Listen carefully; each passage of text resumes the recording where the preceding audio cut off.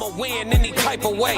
That's a parlay you can take to them. I'm having that aura, I got that glow. They hate it worse when they know that you know. Walk in the room like I'm covered in gold. I used to suppress it, was about to implode. I used to suppress it, was about to explode. Sore thumb in the room, everywhere that I go. Black sheep for the fam, used to think something was wrong. Took a little time to realize I was chose. Took a little time to realize I was special. Ever since birth, been a cold under pressure. Wanna be great, gotta do a little extra. That's why I grind with obsession. Everything about me irregular, everything about me is pressure. Maximum effort, no box left unchecked on the checklist. No stone left unturned, mash on the gas and etc. Or farming hoe, I'm up in rank. Step in the room, they paved the way. I get treated like a milli tank. Southpaw like I'm really tank. I do things that they really can't.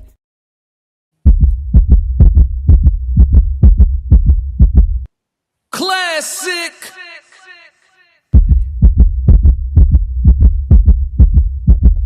I'm only gonna do this once.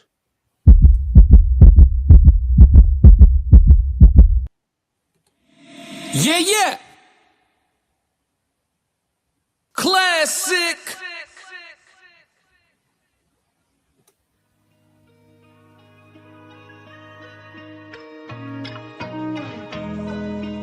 I seen people be so fickle, nothing surprised me. Double-edged sword though, consider how you looking at everybody sideways. Shit. Look around, don't know who to trust, not for real. Lately I've been paranoid, I gotta chill. Ask me how I feel, think I'ma tell you not for real. But I grind like I'm still unfulfilled. Ain't satisfied till I touch a certain M's. Can't say the number, they apply against my plans. I'm turning up, dog, this one for the jump. Come to these bars, I only play above the rim. Yeah. Corduroys, really came to get buckets. Purnell with the defense, too slick, you can't touch me. Bud Crawford on offense, I'm unassuming, but I'm really punching. Underrated, I'm starting to love it. Stacking days, I'm stacking the budget. When I win, ain't none of it lucky. Tapped in, I got it from nothing. Stay ready, preheated the oven, just did a theater. I'm still in recovery. Therapy team, they really love me. They'd kill me if they knew I was young. I chase, I had to punch it in front of thousands. I started with hundreds. Don't really see no competition. This look like a luncheon. Suggest you let me mind my business. Catch you if you lunging. They love you all these years, but at the end you wasn't nothing. Look around, don't know who to trust. Not for real. Lately I've been paranoid. I gotta chill. Ask me how I feel, think I'ma tell you not for real. But I grind like I'm still unfulfilled. Present with poise, but I really got no chill. Far as blood, it ain't too thick to get spilled. They think I'm too cool to click, not for real. God ain't done with me yet, dog, I gotta heal. I ain't no run of the mill. Had to surround myself with steel. Yeah, I've been sharpening steel. Hard to feel hard feelings at all when I can hardly feel.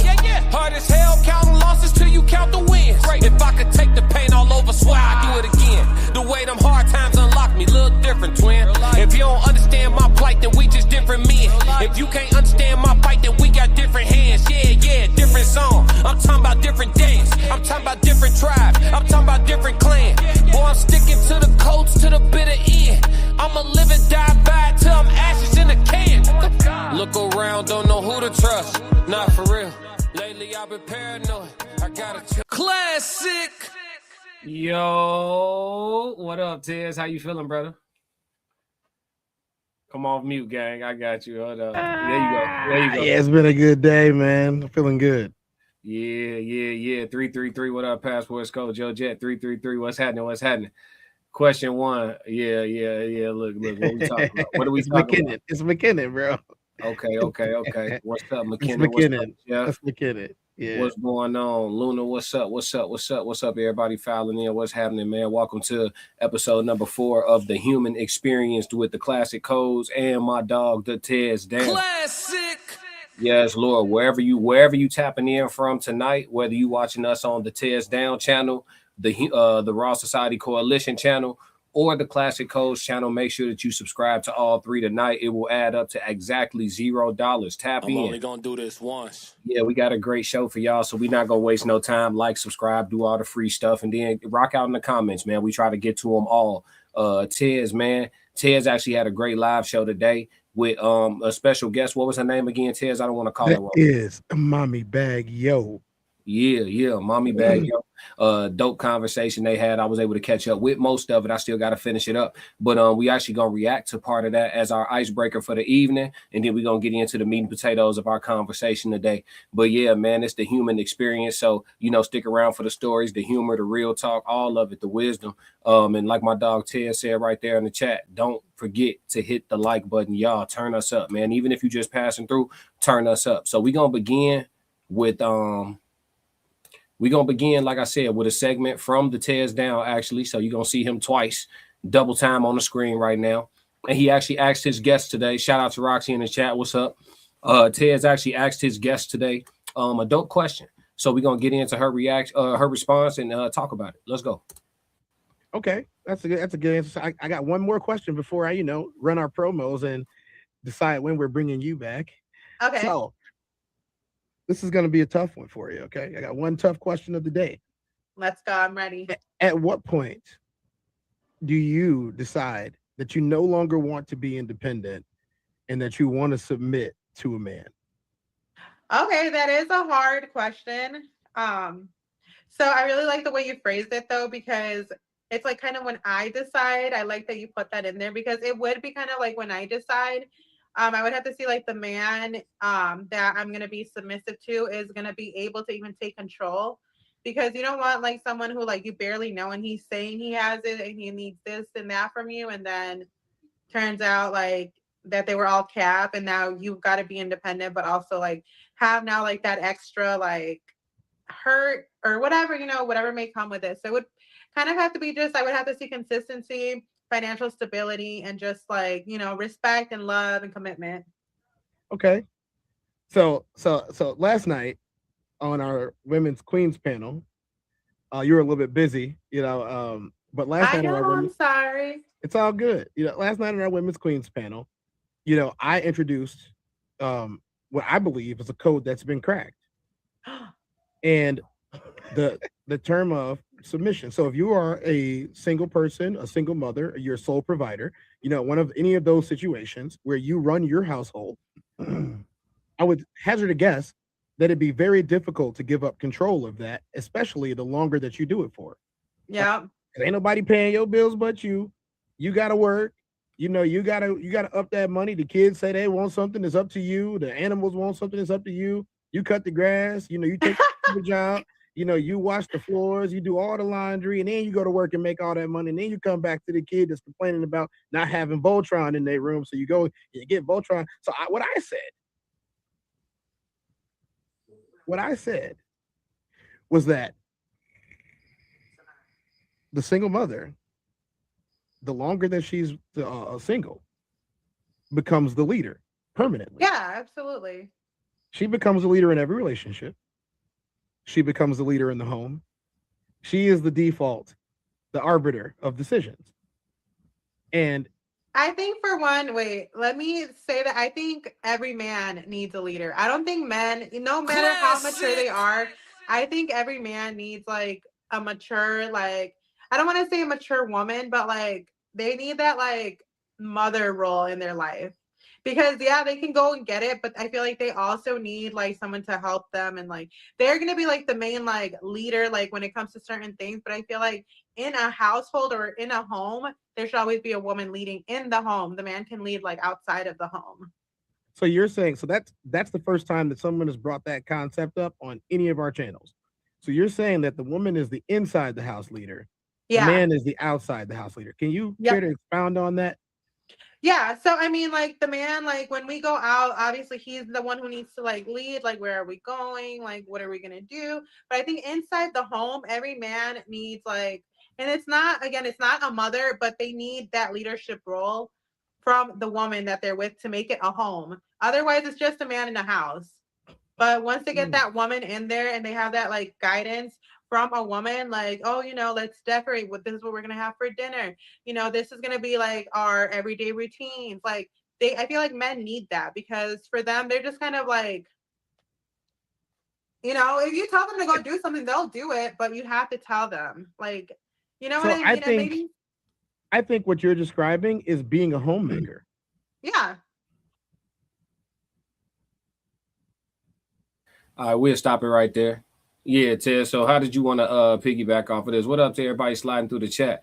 He said, Classic taking notes. No, I'm not. I did great. Flip 333. What up, Roxy? The Gasp. Yes, I watched the tape, coach. I had 40 points, 10 rebounds, and 36 assists. I don't know what you're talking about. Soul said, see how he set her up with the elaboration. Yeah, I did too. Joe Jet, what up? Souls of Thought 333. Roxy, a caring, nurturing side of the woman can do the leadership within the house. Type shit. Souls of Thought. I'm finna talk. We finna get into what she said. Souls of Thought said he led her to her own grave, but he dig with her. Yeah, that's cool. Hey, I had 30, 30, and 30. You know what I'm saying? Straight like that. Yeah. Classic. It's a triple, right? Yeah, I watched the tape, coach. Never done in history. I watched the tape, coach. Triple. Yeah. The other team said I had 50. You know what I'm saying? Dang. Yeah, but look, Tez. I disagree with everything she said, but great conversation. You know what I'm saying? I am always here to receive additional perspectives. You know what I'm saying? Like I always say, we communicate to understand, not to agree. You feel me? Here's a question. What didn't you like about what she said? I mean, listen, the way she said it was pleasant. She was pleasant to listen to. Like, you know what I'm saying? But the man is the leader, period. In the house, out the house, in the garage, in the driveway, on the side of the house, on the porch, in the den, in the attic, the basement. He the leader. I don't know what we talking about. The next part of this, for those of y'all who didn't catch it, yeah, the next part of this is where I literally said, all right, then, I feel you. What happens when he says no? Type shit. Yeah. But I mean, we spoke about this already though. What I'm discussing is what it's supposed to be, quote unquote, right? Yeah. We already cracked this code, like you said. That's over with. Yeah. That's over with. Men checking in. Yeah. Men giving their girl their GPS location. Yeah. Phone password. Phone password. Email password. It started with smell test. Facebook password. You know what I'm saying? Yeah, it's over with. All that. Yeah. It started with them smelling draws. Smelling draws? Mm-hmm. What you mean? Bro, like he used to come home. She go ahead and get a whiff real quick. Oh, yeah, checking it. Yeah. It started with that. It started with that. And then it progressed. He said, I will keep my opinions. No, you gave them. We disagree. You gave them. It's cool. But yeah, man. The leader should be the man. I think in the households that function the best, they run through male leadership. I think people get leadership confused, right? Because leadership doesn't mean that you're actually doing everything. You could be delegating, right? So being the leader, for example, the man and the woman sit down and they discuss finances and who's going to keep the books in the house and who's going to handle all of that and who's going to keep the records, who's going to do that part of the job, right? The man being the leader saying, hey, listen, I can do it. I don't want to. And you're actually pretty good at it. So we're going to let you handle that part of things. You feel me? That's still him. But that's still him being the leader. He calling the play. You feel me? She helping to execute the play, but he's delegating the tasks to her. That is still leadership. If you look at VPs of companies, they're not taking many customer calls. They're not, doing a lot of hands-on groundwork. They're doing a lot of delegation. Many don't take any. They have an entire department for that. That's what I'm saying. So they're doing a lot of delegating, right? But they're still the leader. They calling the shots from up top and everybody else is being foot soldiers, but they're leading. You feel me? So I don't think that the women are the leaders inside the household. I think they have delegated tasks by the leader in the highest functioning households. Now, in today's time, we see that a lot of households wouldn't necessarily be the highest functioning households, right? People doing what they can and making do what they got, and that is what it is. That's life. But are things ideal as a norm these days? I would say no. No. Yeah. So no. Yeah, I agree. You have men out here working 80 hours a week at a regular job. That's not ideal. You got to work 14-hour days. The funny thing about it, I was thinking about this today. So this is, we're talking about the human experience. I'm saying how you experience humanity and how you experience life. Mhm. I was thinking about this today, and my mindset has shifted over the years. Mhm. And I'm like, okay, it used to be that you tell somebody, I worked 60 hours this week, and they look at you and they say, well, I worked 75. But both of y'all are failing to realize that you just gave away a big chunk of your life for what amounts to a check that's going to cover your bills and probably your bills only for the month. Even if your next check is play money, you still have to think about the fact that these exact same bills that are also man made are going to take that money that you just made. So essentially, when you get to the end of your life, you ask yourself, I spent 20 years paying for a house that I no longer live in. And I justified it by giving away my youth and my strength and my time away from my family for ultimately things that cannot extend my life. I would give anything now just to have 80 of those hours in my youth back.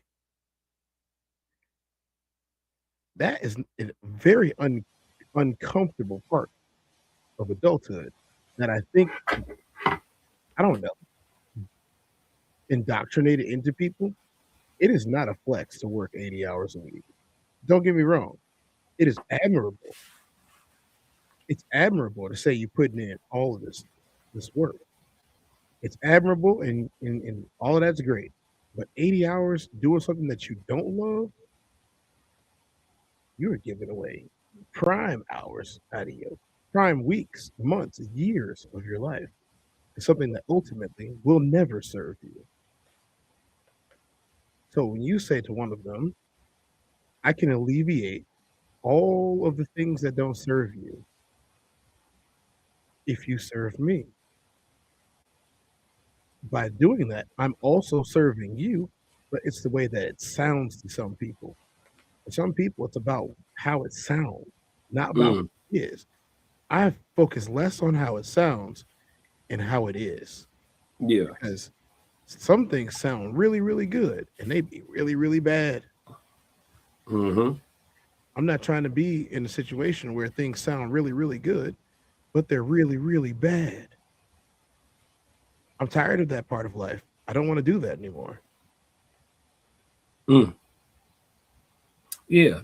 But yeah, you asked me what I mean, you asked me what I disagree with what she said. I just disagree with the whole leader in the house, leader outside the house. But at the same time, I disagree with it by just listening to her words. But if I'm understanding her sentiments, I can't necessarily say I disagree with her sentiments. Like, she's at the end of the day, at the root of it, she kind of was discussing gender roles and delegation of task and duties, which is normally, again, you can sit down and collaborate on those decisions, but where there are forks in the road, who has veto power? That's what the next part was about. I said, Right. "What are you going to do?" when he says no? So that I mean, I will say, and this conversation has maybe further enlightened me in a way. I would say that maybe what she doesn't mean is leadership at all. I think that the term and the way it sounds and the way that it's colloquialized, especially in the Western world, means that, there has to, I have to have a stake in this. When in reality, being a homemaker is a stake. If it if you're is. if you're the homemaker, and I have, and let's say that I'm a husband, right? And let's go to the extreme here. Let's say that Mm. I'm a husband, and I look at my wife in the eyes, and I say, "Baby, I love you, and I trust you to make these decisions." She can go make any decision under that umbrella, and she can even take credit for making those decisions. But I believe what you're saying, and what I believe to be true, is that at the end of the day, I sanctioned it. Yes. This is exactly what I'm saying. So it's a perception problem. The Yes. perception is that being submissive is not the same as being subservient. Right. And I believe that when we talk about submission, the average person, including the male, expects subservience when submission and subservience are not the same thing. Mhm. But I'm the one that's crazy. No, I mean, shoot, like I said, at the end of the day, sit down, watch Coming to America.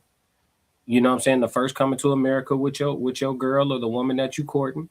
And at the very beginning of the movie, when he tells her, jump on one foot. You know what I'm saying? What did he tell her to do? She was like, ooh, ooh, He ooh, said, jump on. I want you to jump on one foot, and then I want you to bark like a dog. Yeah, bark like a dog. Yeah, she woof, woof, woof. And look, a smaller dog. look, and when you watch that part with your lady or the chick you courting, and you start dying laughing, when she look at you and say, that's what y'all want, ain't it? When she look at you and say, that's what y'all want, ain't it? You look at her squarely in the eye. You know what I'm gonna say? Because I've said it before. Say yes. Listen. Listen. I'm gonna say not quite, but it's really close. it's extremely close. I would not ask a woman to humiliate herself for my enjoyment. Right, exactly. Right. Not this humiliate herself for my enjoyment. I don't get anything out of that. Mm-hmm.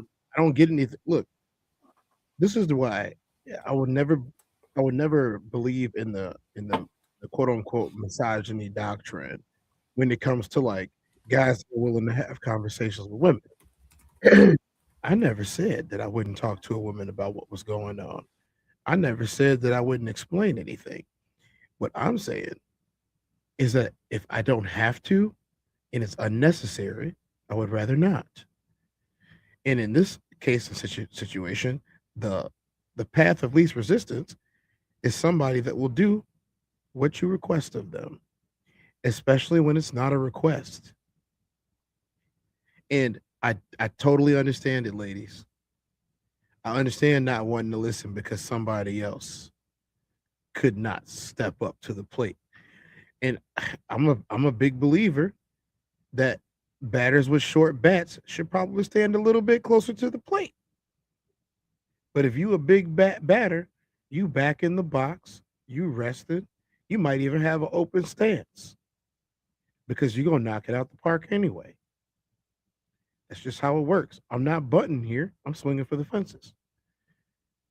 And in relationships, I would like to alleviate you of your tiredness, your pressure.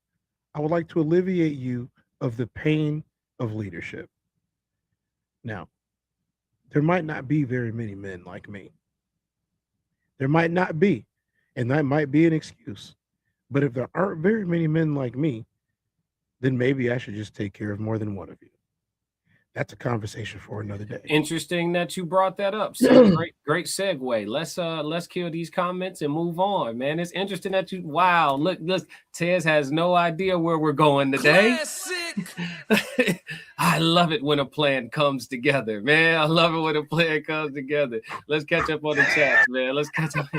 Souls of Thought said, I will keep my opinions. Joe Jet said, I will let you be bossy, but you ain't leading nothing. Shout out Joe Jet. Joe Jet been showing up everywhere lately. Yeah, Joe Jet popping out, man. He outside. McKinnon said, boy, given the number of CEOs I've worked with, I'd rather work with a woman CEO than a male CEO any day of the week and twice on Sunday laughing my ass off. Yeah, you got it. You like what you like. Hell no. You like what ethnicity is the woman? That does and it matter. And it matter. Don't tell me race don't matter. In that particular situation you talking about working under a woman boss, the ethnicity 100% matters. It always matters. On my soul, it matters. Absolutely. I hate to say that. I hate to say it, but yeah, probability versus possibility all day long. Yeah, Passport Sco said, I don't see anything wrong with her having my location. Hey, you like what you like. Hey, listen, I'm here for all perspectives, chat. We are not here to agree. We are here to understand. Now we know there's a man in existence that's cool with his GPS out in the streets. Y'all can't say they don't exist. All right. I know plenty. Yeah. Roxy, would you do that, Tez? Do what? I'm not sure what she was referring to at the time. Yeah. When do you think that should happen? Dating or cohabitating? We're gonna pin that. We'll do that for chat Q&A. I got a star on it. We'll come back. Passports go. If you're not doing anything wrong, there shouldn't be a reason she doesn't even check my location like that to begin with. There's nothing wrong with making sure your partner is safe. I ain't no women protected men, Sco. I ain't gonna hold you. Like if you in a jam, what's she gonna do? Respectfully though. What's she gonna do? Like you are the protection. So how is she protecting you? Conversations with Soft Rain, late to the party, but I'm here. What's up, Rain? McKinnon said 2 white women CEOs, 2 black women CEOs, and 1 Asian woman CEO. All you like same time? How you got all them CEOs? How, like you must be a. I mean, McKinnon is in marketing. I was gonna say he must be a contractor or some type of sales. McKinnon is in marketing. I mean, yeah. So McKinnon, being someone who has a marketing background as well, I got a lot of backgrounds, guys. Stop asking questions, but I will say I understand McKinnon's standpoint there, and it's more about the when it comes to marketing is geared towards women. All of it. I hate to say that, guys, but women spend money at a clip faster than any of us could ever imagine, more than the rappers. Facts. You know, the entire economic model of the United States and capitalism in general is based upon marketing towards women. It was not for men. There was entire companies like Sears Roebuck who made billions and were one of the Fortune 500 companies for over 100 years because they marketed to women. Yeah. I mean, I'll just say this in response to like what we talking about as far as the CEOs. It's a difference between working with them and working under them. So like if you work a job where you deal with CEOs, but you're not a superior to them, right? You're not under their umbrella. You're dealing in sales, and so you go in and talk to them about doing some numbers and doing some business. That's different from being a subordinate. So that's your POV a little different. So I can see where you come from. I can see where you come from. When it comes to sales and marketing. Sure. Yeah, they are so much easier to deal with sales and marketing because they buy without question. That's agreeable. Yeah. And women are a little bit looser with other people's credit cards. They buy. I'll tell you this much right now. This the company card. Swipe. Who do you think? Now I run a small sales company. You know this. We talked about this. In my business of sales, when I'm selling my stuff, who do you think buys more from me, men or women? Probably women. I sell probably 70% more to women than I do to men. And it has nothing to do with the amount of people that I talk to. Because I talk to more men at a longer clip. And I'm telling you, the women will buy, bro, and they buy in bulk. Yeah. McKinnon said they're definitely more receptive to marketing, but when I work with the women CEOs, we actually review data and strategic decisions. Male CEOs will drop $15,000 on a duck hunt. That was fun. 0 ROI. Hey, that's that decompression cost. We talked about that in one of my shows. That's decompression cost. Yeah, I'll cover that in the code language too. That's fire. Laughing my ass off. We do like to shop, but I, for one, only do when life ain't being disrespectful and a budget safely allows. Only even spent my own money. I feel that. McKinnon said also 2 of those women CEOs I worked under, 1 black, 1 white, in hygiene and 1 in construction. Great places. Hey, that's what's up. I got horror stories for that, but it's a little off topic for the night. But yeah, I got horror stories for that. We're gonna come back to it. Mine weren't CEOs. I think the CEO was a different level. Yeah. Thank you for being a part of the conversation though, for sure. We appreciate you, chat 333 move. Supervisors and middle managers. You said supervisors and middle managers? So I've never worked under, I don't think I've ever worked under a woman CEO. I have worked under supervisors and middle managers. Like even the upper middle management is still middle management, and you can tell. And, it wasn't very pleasant for me for a couple of different reasons. I think one of them had to do with the fact that like I'm not very personable at work. Whereas like, and I don't mean personable as in like I'm not pleasant. I mean like I'm not going to have a personal relationship with you on any level if I'm at work with you. Like if I'm at work with you, we cool. Like I'll say what's up. I'll talk to you for a little bit, but like if you ask me like a personal question, you're not getting a personal answer. This is my job, and I don't want to be here, and I don't want to go hang out at Bennigan's or Chili's afterwards. Yeah. I feel you on that. Yeah, I'm going home. I've been at work for all these hours already. Well, I'm about to give you 2 more hours at Chili's. They're gonna think Yeah. we friends. We're not friends because you can fire me. We're not friends. Yeah, there's nothing you're gonna say to me now. I mean, at Bennigan's that you couldn't say to me for the 9 hours I just spent here. You know what I'm saying? You should have got it off your chest. You know, whatever it Yeah. was. If you wanted to talk sports, you should have stopped me and told me, fuck the Cowboys or whatever you was gonna say, and I could have told you I don't care. We got the money on. Because that's my response. You know what I'm saying? But yeah, man, I feel you, Tez. I feel you. Let's move into the. Not Go being a ahead. dick. Yeah, it's not being a dick or anything. It's literally just I have different parts of my personality, and I don't like mixing my work personality with my fun personality because I like the two to be separate. I like to be able to take work off. Like it's funny because we make jokes about me and work all the time, but when I take my uniform off, I'm not the guy that was in the uniform. I truly believe that. Well, before we move forward, you started off by saying you prefaced your statement by saying it's not being a dick. Um, Let me challenge that. Wouldn't you say being stern on your boundaries in life requires being a dick? A lot of them, yes.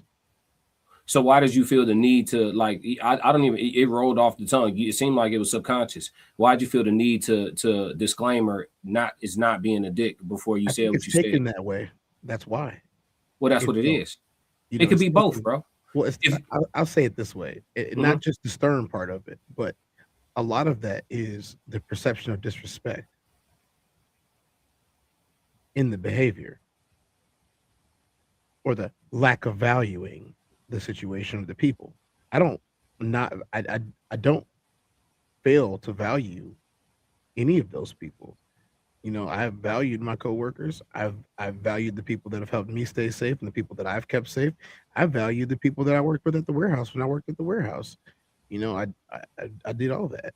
I just think that the perception is, being a jerk and not necessarily just being stern, but also disrespecting the fact that like, oh, we're nothing to him. That's not the case. I don't think you can have one without the other, bro. If you're gonna be serious about holding your boundaries, people gonna see you as an asshole or you know what I mean, or a dick or whatever it is. You know what I'm saying? Some people gonna see you that way. Like if you're gonna be serious about your boundaries, that's just what it is. I think people who can't take being checked don't do much checking. Like Uh, people who get overly sensitive when they're being checked, because think about it like this: if you're a person who demands the respect of your boundaries, then when people hold their boundaries with you, you gonna respect it. uh, did you just crack a coke? I mean, I feel like I talked about this before, but possibly, but it's just true. Like, I just think like if you hold your boundaries, when people hold their boundaries, you respect it. Before you're offended, you actually respect what that. Oh, you just drawing a line. I get it. Because look, why would I get offended? Because when I want to draw a line with you, I want you to take it as easy as I'm about to take it. You see what I'm saying? When Mhm. you like, if I overstep with you, Tez, you be like, hey man, I don't want to talk about that. Hey, tenfold. So when I have to tell you, hey man, you going too far, I want the same tenfold. You to get I 10 don't want all the extra resistance and shit. You see what I'm That's the saying? precedence, right? Yeah, I mean, but that's what I'm Yeah. saying. Like that's when treat others how you want to be treated kind Yeah. of should be applicable type shit. I In think my it is. opinion. In my I think it opinion, is. yeah. My glasses need to be cleaned. Yeah, I was wiping Yeah. mine down too. That glare get crazy. Yeah. Passport Skull said mine has no problem listening that first one had problems following, but this one follows very well. I'm happy for you, Skull. You always speak about your wife with deep reverence. Can That's I ask commendable. him a question if Yeah, he's go still for listening? it. Go for it. So Sco, when you say you put that back up there, what he just said, please. Yeah. He said mine has no problem listening. The first one had problems following, but this one follows very well. Uh, it might be a little bit um, out of the blue, but do you afford her these comforts, as we call them, these modern comforts of GPS location and passwords? Do you do that because you're obligated to do it, or you do that because she has earned the ability for you to give her a little bit extra than what even if she doesn't need it? I'm gonna go to the rest of the chat while he explains. Passport Skull said mine concealed carry. I'm glad she holding, bro. She need pepper spray too. Roxy said if she don't got that already, keep both. Roxy said it's conducting yourself in a professional manner. People don't always get that. Roxy, I ain't gonna lie to you, that's a myth. Like every listen, let's just before we move into our next topic, we kind of in the middle just having some banter here. I'm cool with it. I got time. Tez, you got time. So I don't have anything to do. Yeah, we let the flow show. We let the show flow. But I can say this, Roxy, in every single workplace, they fucking. Every one of them. Every workplace. Every one of them. Jewel Osco, Walmart, the corporate office, the warehouse, the UPS workers, the drivers. Every one of them. The truck drivers at the truck stops, the every single working industry, they fucking. Anytime there's fraternization,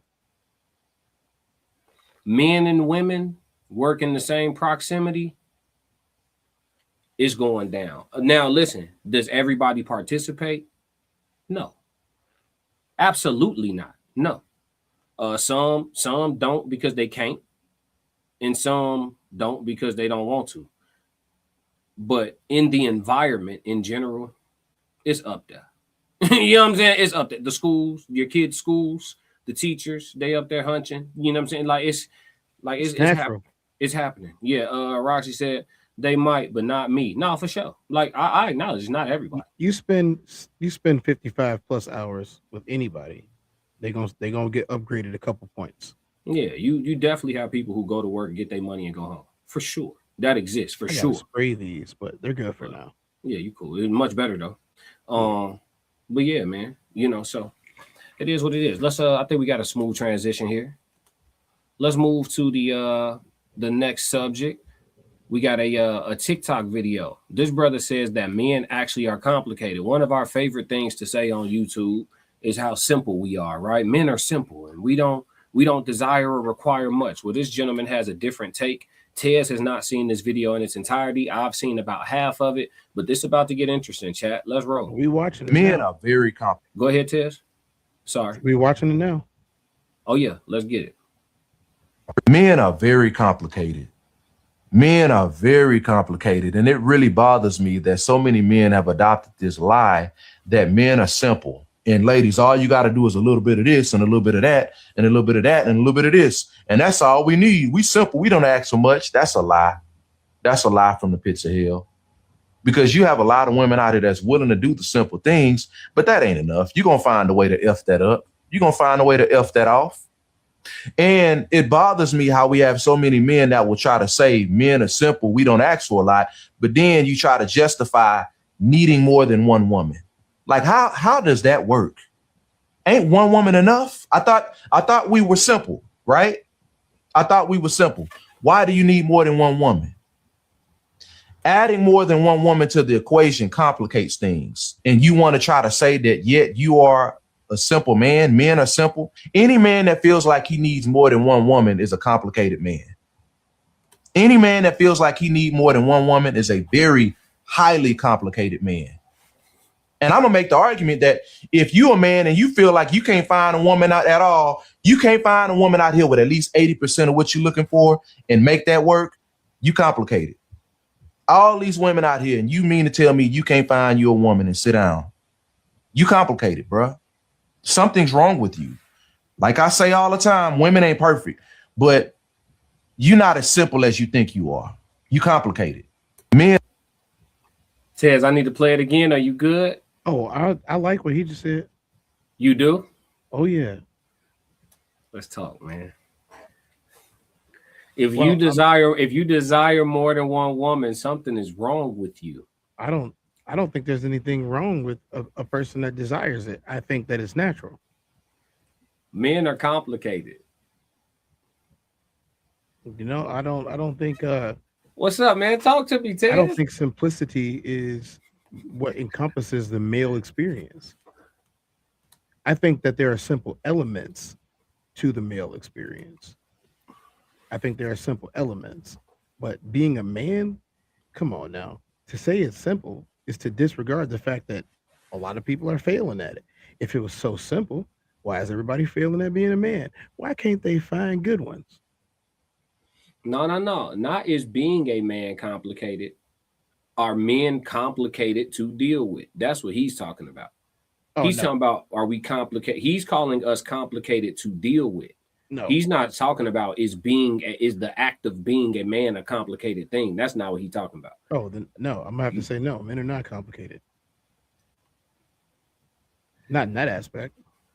He just, do you even run it back? Was you listening to him for real? I was listening to him. I mean, he said, bro, he said, if you're so simple, why do you desire multiple women? He said you should be able to find one woman that got 80% of what you want, and men are complicated. I cooked this up for you, bro. I figured you would have a lot to say about it, but hey, maybe not. Listen, I'm gonna push back a little bit on him. You always pushing polygyny. He said something wrong with you. Well, he can think what he wants, but if it's sanctioned by God, his beef was with God, not me. Same as they beef can be with God and not me. Now, I do understand colloquial norms, as we talked about earlier today. Colloquial norms means that that's not a thing for most of us. Mm-hmm. That means that even if it is a thing, it might not be sanctioned by, your family, the people around you, the church that you go to, the job that you might have might cost you because of it. But I'm kind of believer in that, like, look, man, I'm tired of seeing tired mothers. I feel for them. Mm-hmm. Women, I wish y'all wasn't so tired. I wish y'all had a helping hand. I wish that y'all had another woman to help you do that stuff that you don't want to do by yourself. A best friend, even. I wish that was a thing for you guys. Unfortunately, the way that society has it made is it's not acceptable, and most of you have been conditioned to believe that you need to be somebody's one and only, and that's fine. There are plenty of men that don't want to deal with more than one woman. There are plenty of men that will choose to deal with only one woman because of the colloquial acceptance that we've dealt with over the last, 70, 80 years, 100. But I'm going to tell you, there has been a time in recent history, and even still going on in this world right now, where that's not a problem for anyone. Listen, I'm gonna push back on this guy on everything he's saying. I disagree with every word he said. I understand where he's coming from. I understand the men who have this perspective, but that's why we did our live stream on who's the real war between, because I don't consider this gentleman here, he's pandering, but he's taking the position of like a traditional man, but it's pandering though. It is. Like for sure. Like, listen, okay. If you're a man, you have male hormones, you feel the exhilaration and the feelings that men deal with in our nature, in our essence. Whether you have tamed your actions and your behaviors and your thought processes or not, whether you have tamed those things or not, you still understand that part of manhood. With that being said, you understand how uncommon discipline is. It doesn't matter how common discipline should be. We're talking about what it is. Most men, the average man, they say scientifically, the average man can't do 10 push-ups clean. No, he can't. That's crazy to me. So again, you understand how uncommon discipline is. You understand the nature of manhood, but you'll spew the rhetoric of how could you even desire, if you even desire, not even trying to go through with it. He shamed desiring it. If you even desire multiple women, something's wrong with you, is what he said. I disagree with this man with my whole heart. I disagree. And this is the crazy part. What about when your woman wants the help? What about when your woman saying, hey, you ain't found a sister wife yet? Oh, he ain't think about those women. He didn't know they exist because he's pandering for the poom poom, so he never met one of them. Classic. Hey, I'm gonna tell you something. I had a situation. Classic. I had a situation where I was dating this chick, and she came to me and she said, I like being with you. You are great, but I don't think that I can give you everything that you need. And I said, what do you mean? You're doing a good job. She goes, you are wearing me out in more ways than one. Mm-hmm. And I said, well, am I just asking for too much? She said, not exactly. I think that with you, that's just the way you're built.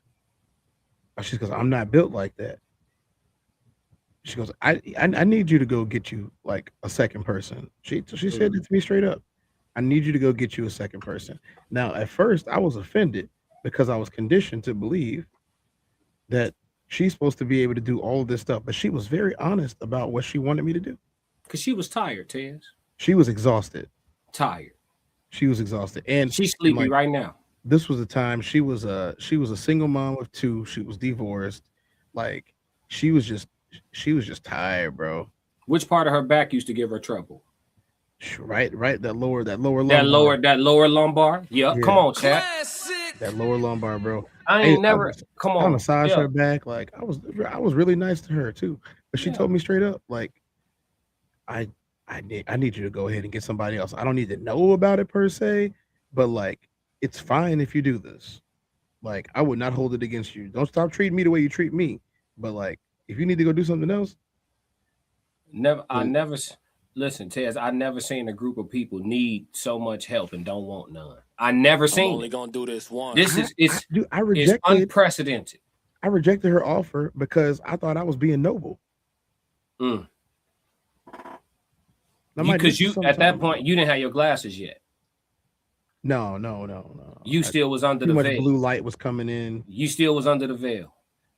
You know, if somebody said that to me now, I'd probably be like, I understand, and I'm grateful that you understand. Like this might be difficult for me. It might not be. It might be difficult for me, and they're not you. But if this is what you want, I gotta give you what you want. I'm only gonna do this once. It's for you. But that's what it is, though. I don't even want to get into. I just disagree with everything he said. You know what I'm saying? I thought that you were gonna have more of a gross disagreement, but hey, anticipation kills you sometimes. I'm kind of offended, to be honest. I'm not gonna lie to you. Not by you. I'm kind of offended by him and the way that you like. I can't see the chat, so if you got something, put it up there. But the way that this man just like. I don't know if he did this. Was this TikTok, right? So yeah, he was pandering. And listen, I totally understand societal norms, but I also understand what worked forever until societal norms changed. And yes, please do not try to talk to me about recent history when there's a whole lot more than just recent history. 100 years in the span of humanity is nothing. Zilch. Yeah. Zilch. It does not mean anything. You can't tell me, okay, something worked for 10,000 years, and then for the last 100, we decided to go do away with it. And people are definitely not happier. No, for sure. And so, it's semantics to me. Now, I'm not saying that everybody should go out there and marry 3 women. That's not what I'm saying at all. What I'm saying is, if we look at the demographic of everything that's going on wrong in the world right now, the complaints of our counterparts and the desires. And so here, okay, top 3 complaints. He don't do enough for me. He cheats. I catch him talking to other women. Number 4, he want me too much all the time. I'm not a machine. Okay, we could continue, but those are the top complaints. Or the worst one, when y'all are married and he's like, I'm bored. Because you're not doing some stuff that he wants you to do. This is a hard thing to say, guys. I don't like saying it out loud because it puts a lot of pressure on somebody else. But I would be remiss if I didn't tell the truth. The average married person that I see having this problem, especially the married woman, is because one of them is bored and not getting what they desire. That's just how it goes. If he stops getting what he wants or what he desires, you're not going to get anything that you want because that's just how men are. You're not going to get nothing you want if that man's not happy. I know that sucks to hear, On the vice versa, men, we don't really get what we want, even when y'all are happy. There are so many men that work themselves to death trying to impress women, and they're not ever getting any reciprocity. They're not happy. So trying to say that it's not a simple solution, the original solution is folly. It's the original solution. He's wrong. He feels a certain way. He's in his feelings. He's wrong. And yeah, I get it. In a utopian society, all I need is you. Guess what? This is not a utopia. It's not a utopia. I can choose to settle. That's about it. I think he's working against us, to be honest with you. Rain said, y'all are not simple. I disagree, Rain. Passport Skull said, yes, she earned it.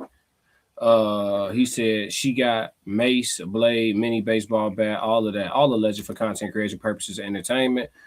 There's no violence endorsed on this channel. Cassie said, hey, I made it in. What's up, Cass? What's up, Cassie? What's going on? Let's see. Conversation with Soft Rain said, what are a simple man's requirements? I mean, most men are simple. You know what I'm saying?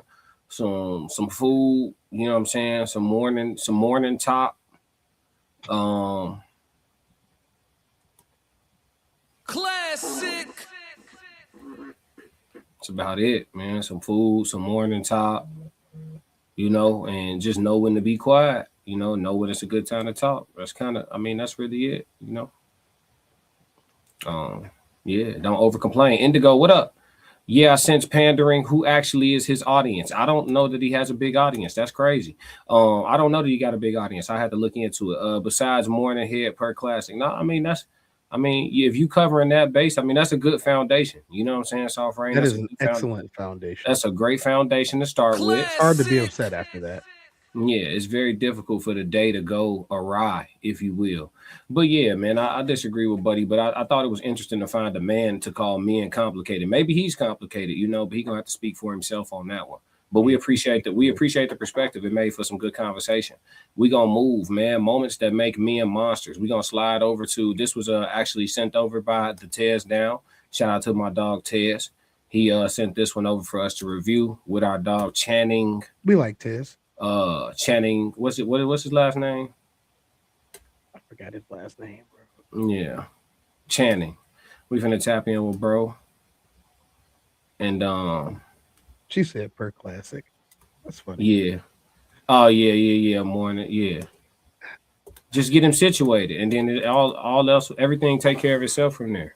If you start the day well. Yeah, I truly believe that. All right, let's see what bro talking about. Oh yeah. Yeah. You sent this to me. Yeah, he dope. Monster. Mm-hmm. Because I didn't have a name. I didn't go from King to Kmart. Yeah. But like Fred said, if you meet me, I'm a nice dude. If you don't know me, there was a time in college, I told a story before to them, when I got locked up one time for fighting. Just you call me a bitch in the club, I'm punching you in the face. For sure. I'm sure you go by that. if I come from Atlanta, I got to Gainesville, go to UF, and they'll call people bitches just real willy-nilly. Call me a bitch, I'm gonna punch you in the face. And I get locked up. Yeah. And when I get out of jail the next day, I read in the Alligator, the student newspaper, they should lock him in a cage and let him out on Saturday morning to play football. And bro, I remember at that moment, I know in my mind, I got to a point, I was like, man, the hell with what everybody thinks.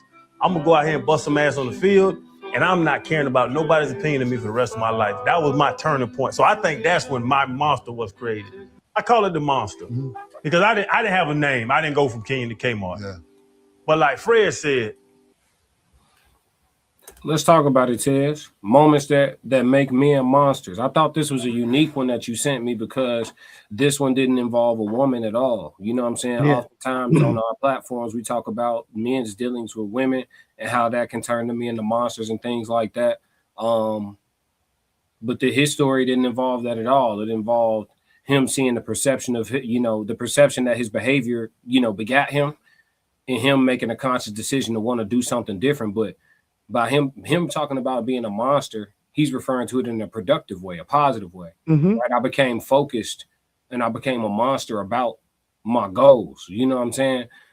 This was interesting. I think it was a unique take on the concept of men being made into monsters.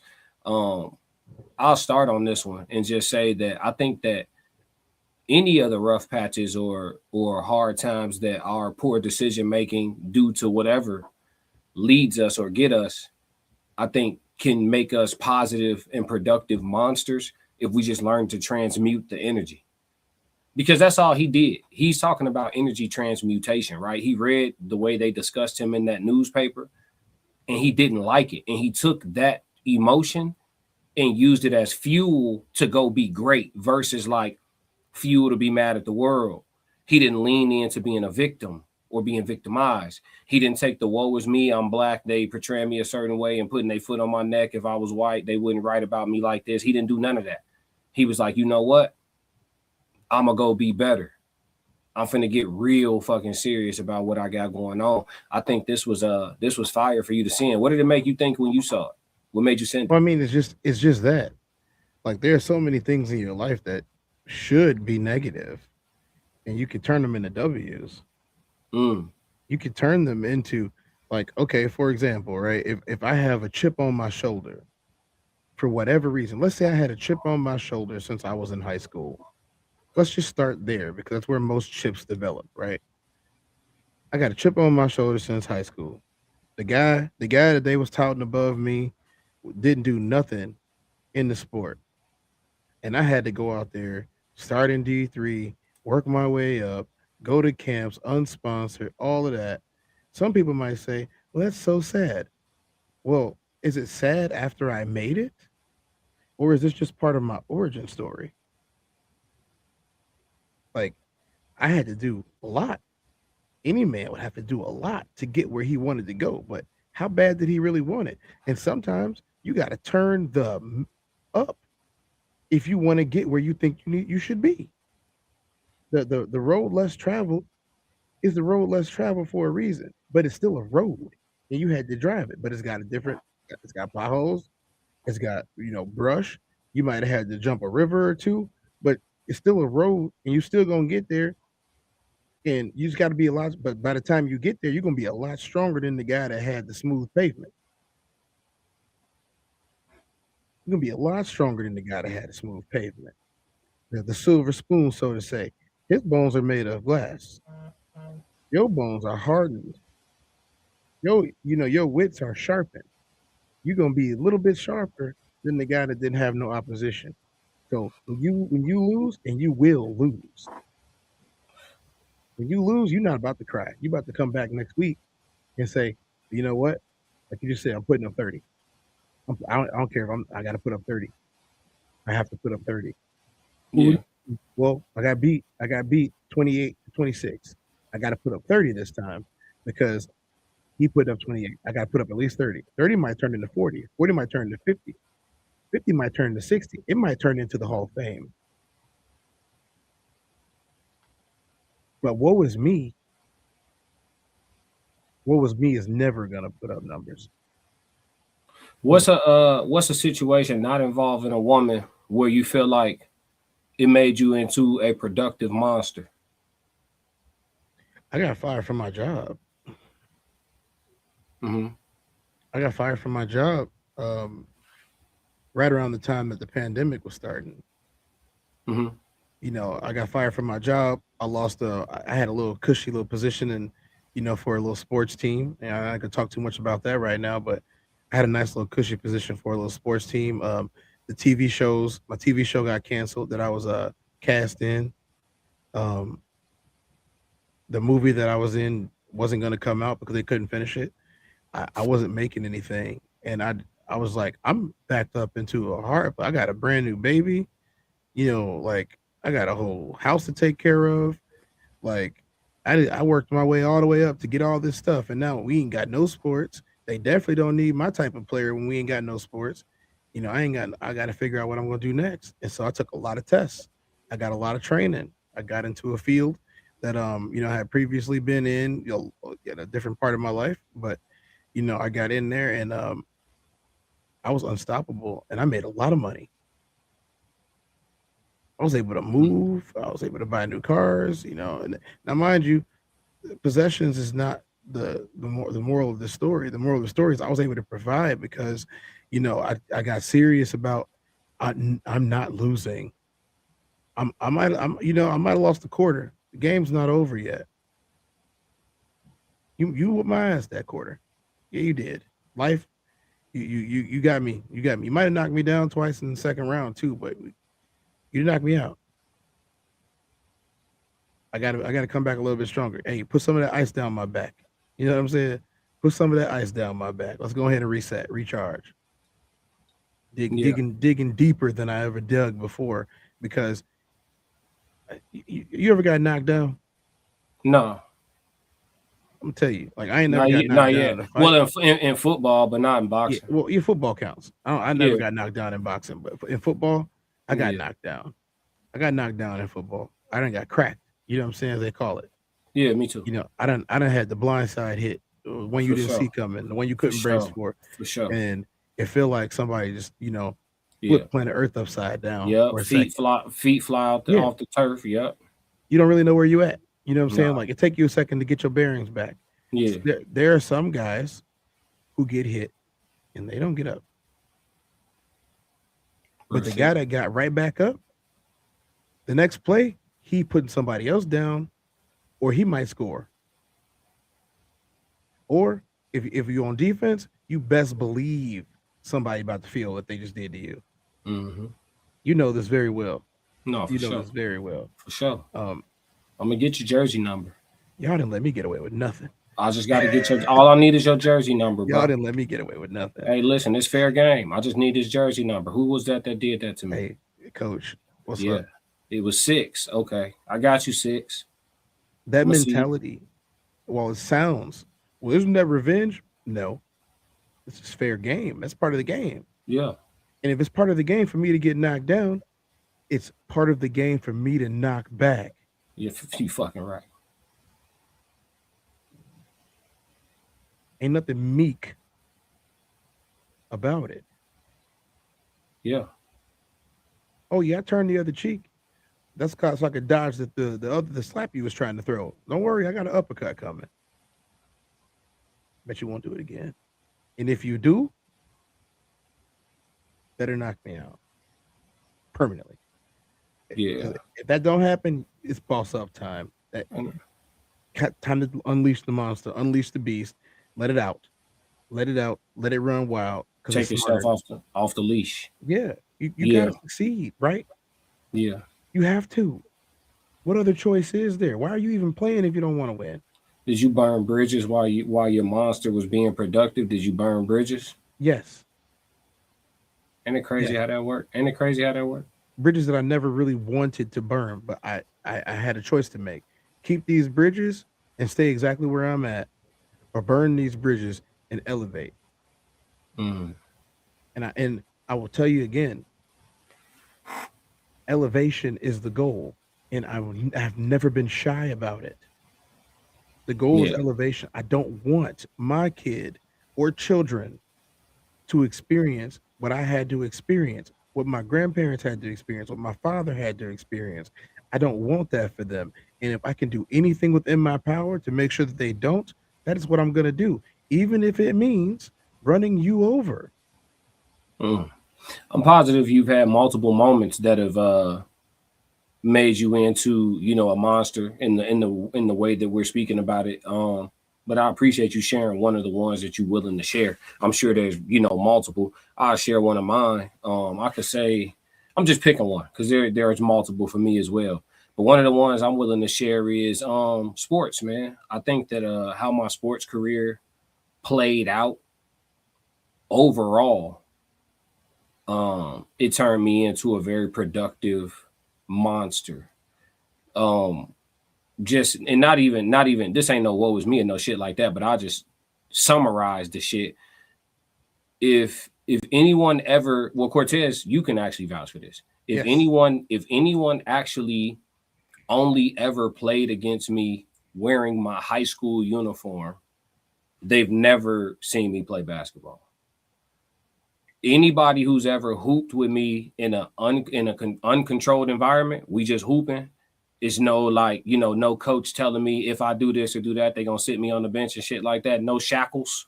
We all free to do what we want out here. Then you've seen me play basketball. And rugby class was different.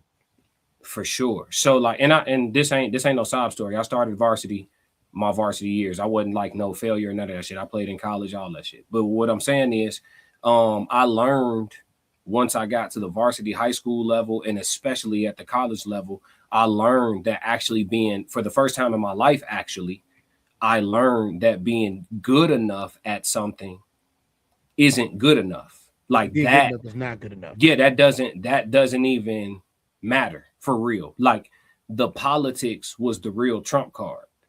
And I learned that like the hard way. And it's crazy because I saw, looking back at it, hindsight is so crazy because it's 2020.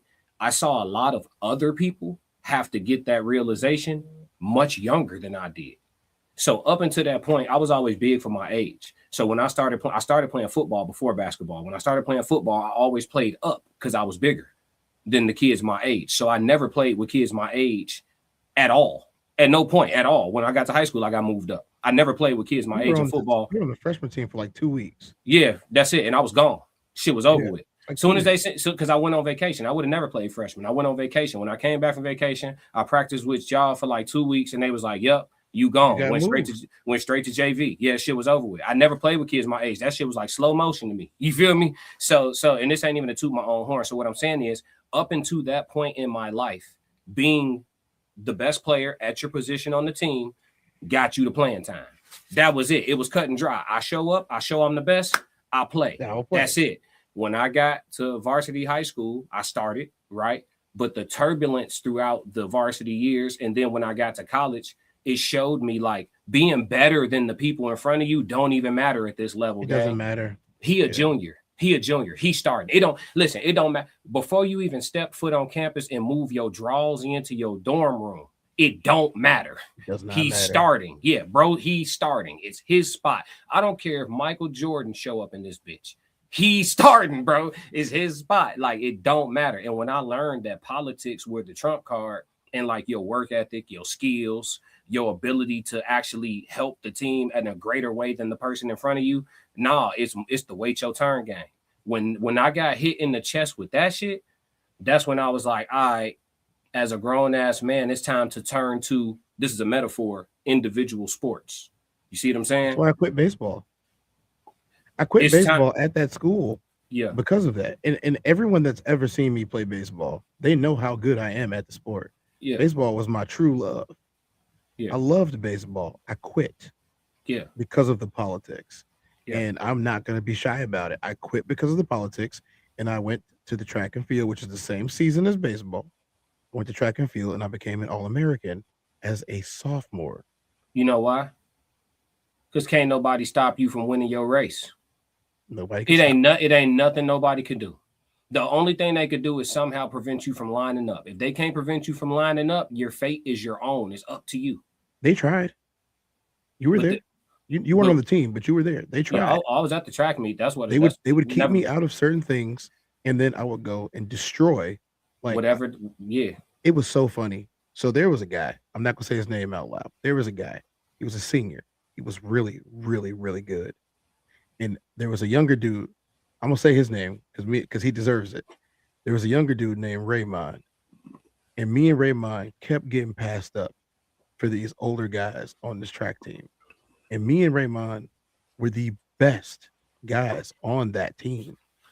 I will tell you guys the truth. We were the best guys on that team. We had the most upside. We were the youngest. We did the most events. Doing the most events in track and field means you pull in the most points. Track teams don't win just because you take first. They win because of points. If you take 15 second places but 3 first places, you don't win the event. You're going to win the event because you got more points. So, me and him were the highest point getters on our team, and they were trying to pass us up for things. What did we do? In our respective races, we went and we broke the school record in two successive heats. We broke the records. First him, and then me right after in the 400. And then at that point, we became undeniable. Raymond never saw another JV or sophomore race or freshman race. I never saw any of that ever again after that. Yeah, you can't do anything about it, bro. The numbers are the numbers. You see what I'm saying? And that's the thing about individual sports. But I would say that's what like that's what made me into a monster. I'm glad you could definitely relate to it. Like it made me really want to take my energy, my drive, my ambition, my work ethic, and put it towards something that somebody else can't deny me of. For whatever when you got the numbers. Yeah, not just in general, right? So like, okay, my music, like, can't nobody take it from me. Like, you know what I'm saying? You can't, there's nothing you can do. You can't stop it, right? I decided to put my energy into shit that people can't strip from me for political reasons or prejudices or whatever the case may be. You know what I'm saying? I decided to focus my energy on things like that. And since then, like we're talking about becoming a productive monster, that's really what it's been for me. Like, I'm willing to collaborate. I'm willing to, be on teams and shit like that because I done spent so much time knowing and learning how to do for myself. I know, like, okay, if I collaborate, like, regardless of how it go, my train, that motherfucker on the it's on the tracks. It don't, feel me? Like, it don't even, no matter what. So, like, I decided to become a locomotive at that point, bro. Like, the slapping hands and slapping fives and bumping shoulders and the good job bros and all that shit. It didn't get me nowhere because favoritism at the end of the day was going to be the trump card. It's what I learned. And if you look at pro sports, it's like that all the way up into the pros, all the way up into the NFL, all the way up into the NBA. There's 2s and 3s or even practice squad guys that'll cook the fucking starters somewhere in the league, in every league. But the politics. Look at Harold Fannin. Yeah. Harold Fannin was on the practice squad. And he was one of the, I'm going to tell y'all this story. So if y'all don't know about this, Harold Fannin was on the practice squad. He was signed to the practice squad and he was playing. He was one of the only receivers that made sure that he got time in with Shedeur Sanders. And when Shedeur Sanders got elevated, he elevated Harold Fannin. Now Harold Fannin is probably the best tight end in football. He about to get paid. He about to get paid a lot. All he got to do is stay healthy. That little tweak last week hurt Cleveland, but they won the game anyway. You know what I'm saying? Which is, I like that, by the way. I like the fact they won it anyway.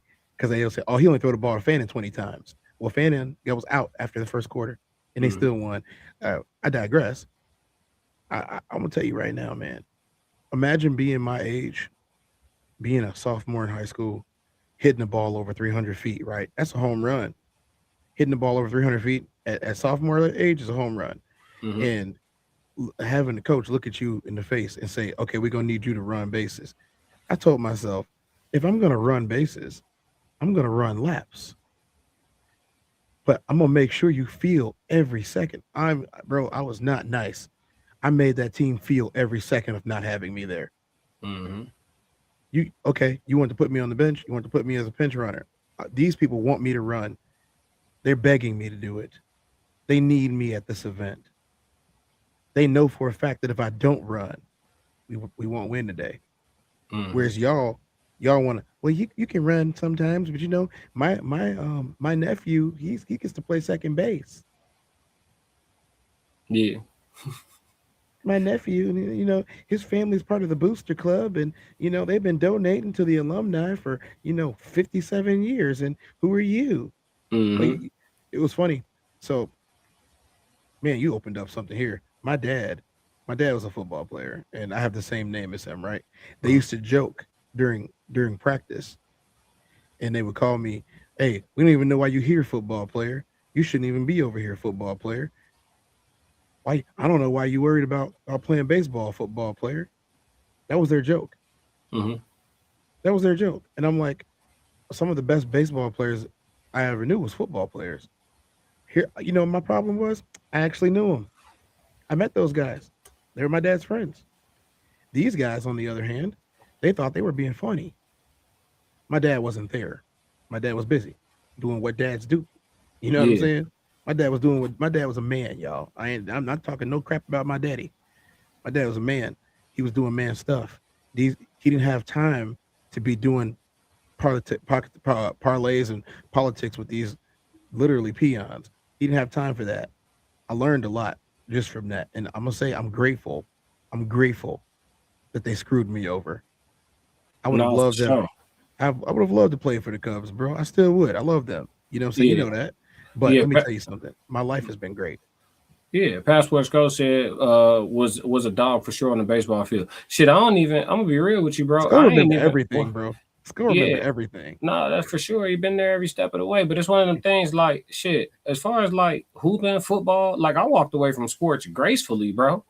Like I was done. That's one thing about me, bro. I told y'all before, I don't have issues with letting go. I'll No, you let some said you shit. was done. Yeah, bro. I will let some shit go. Like I remember the coach. I remember when I decided to stop playing football and just focus on basketball. The football coach took me out of class, bro, and brought me in the office and was like, "Do you realize that if you continue to play football for the next?" Because I was already playing varsity. That's what we trying to explain to y'all. So like, I was an underclassman. He having this conversation with me. He's like, "You play 2 more years of football. You can go to college wherever you want for free." That's what he told me. He's like, all you gotta do is just give me 2 more years. I'm like, man, I'm done with this shit. Hey, he was upset about you, bro. Yeah, it's Coach I H, don't know. Coach H, bro, he was upset about bro, you. they was offering me I shit you not, bro. They was offering me shoulder pads 6 games into y'all season next year. They was still, hey, come out today. You can start. Come to practice today. So when you left and we left, so mind you were still there, but we left to go to the you other transferred. School. Yeah, we transferred. One of the first things that I got asked, right, was how many of y'all Romeoville guys are coming over? Type shit. And it was funny because I told them, I was like, I'm gonna tell you straight up, bro. I was a complete asshole. I said, they ain't got nothing to do with me. I'm worried about me. Yeah. For sure. I said, all of them. And they were like, those are your homies. I said, those are my teammates. That's nothing to do with me. Yeah. I care about them on the field, but this is about my growth right now. It was game time at that point. Yeah. It was foundation time at that point. And I knew what happened if I clicked up. I still won't.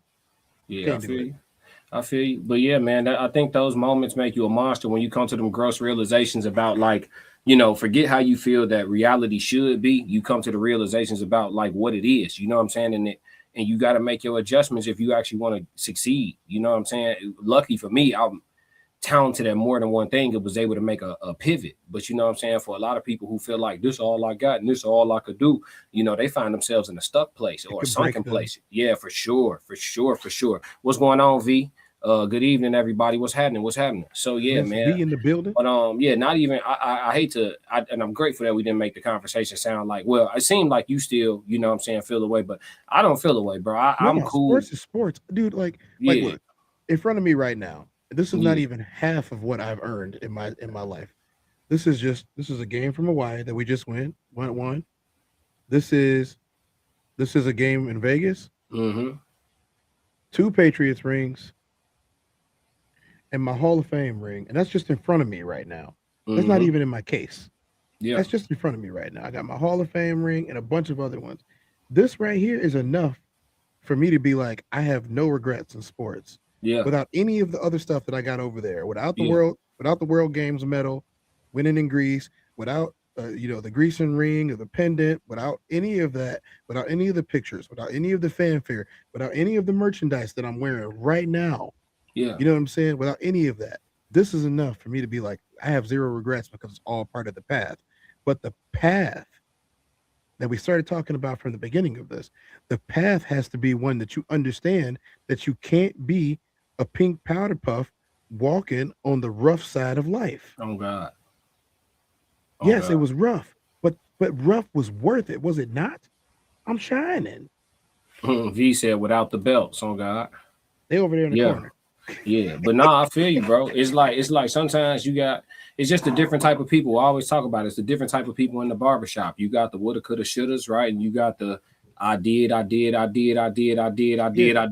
what I'm saying? And so I'm grateful to be I did, you know what I'm saying? And that I'm doing type of person. And so these are the things, bro. It's different type of monsters, bro. You got monsters that come to destroy, and then you got monsters that fight the bad monsters. You feel me? And that's what I think that's kind of what we talked about with the queens one time too. Like when we talked to Kay or Key, I forgot her name, when she was talking. I said, who do you think protects women from the bad guys? Violent. I said violent good guys. That's who protect women from the bad guys. You know what I'm saying? Militant good guys.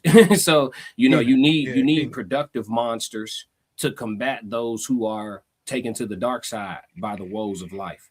So yeah, man, I thought that was I was grateful that you sent that one over. I saw that. I said, man, this is fire. This is gonna be that real talk. You know what I'm saying? It resonates with me so much. Yeah. Because it's not always about the bad, bro. Sometimes you have to take the bad with the good and know that. Well, how did the prayer go? Yea, though I walk through the valley of the shadow of Shadow of death, death. I I will will fear no walk evil. through. Now, well, this is a different one. This is a remix on this. I will walk through. I will walk through that valley and know that there is no better man on God's green earth.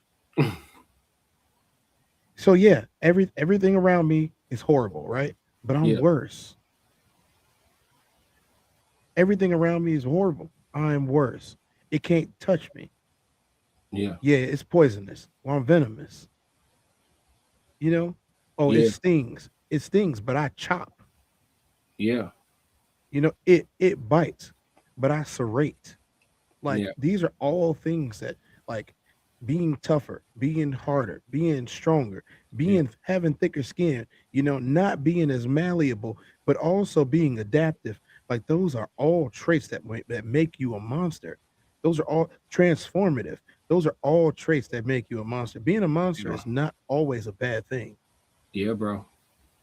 Yeah, I remember when my eighth grade basketball coach, shout out to Mr. Laverty, man. My eighth grade basketball coach. That was the best. That was my favorite year of basketball I ever played in my life. He was fun though, I bro. had the fluorescent green light. I was shooting that bitch, boy. Woo, that was my favorite year of basketball I ever played in my life. I was allowed to do whatever I wanted. I remember we was having a bad game, bro, and he came in at halftime. And this was profound because I'm reminiscing about eighth grade, right? But I remember it so vividly, bro. We weren't playing well, and it was against a small team, and we were a very big eighth grade team. Like I was 5'11" in eighth grade playing two. Our small forward was like 6'2", and he was a football player first. Mo Hill, you know what I'm saying? He Yeah, played at school yeah, with you. Maurice. Yeah. Then Yeah. we just had a big ass team, you know what I'm saying? And so He was a we, giant. we weren't playing well, bro. And he came into the locker room and he was like, he said to us, he was like, hey, he was like, it's almost like you guys are intimidated by them. And he said, do you realize how they see you? He said, you guys are giants. You're eighth graders. There's 12 of you. And he's like, 8 of y'all are over 6 feet tall. He's like, how could he said they were scared as hell until the game started and y'all gave them a reason to be confident. He said, you have to realize how they see you. You know what I'm saying? He was like, and when he said that, bro, that shit never settled in on me until like damn near senior year of high school. The perception. You know what I'm saying? Like, yeah, no, just it's like this, bro. If it was apocalyptic, right? You got people who go outside being worried about who outside. And then you got the people outside, that's the people that you worry about. Yes. When I realized when it's time to be the people that you need to worry about, that's when I became an elite level performer at whatever I put my mind to. My senior year, you weren't there, but my senior year was especially on this is just track. We're not gonna talk about football yet. We're gonna talk about track. Mm-hmm. My senior year, I decided that I was gonna run an extra 800 meters before practice every day, right?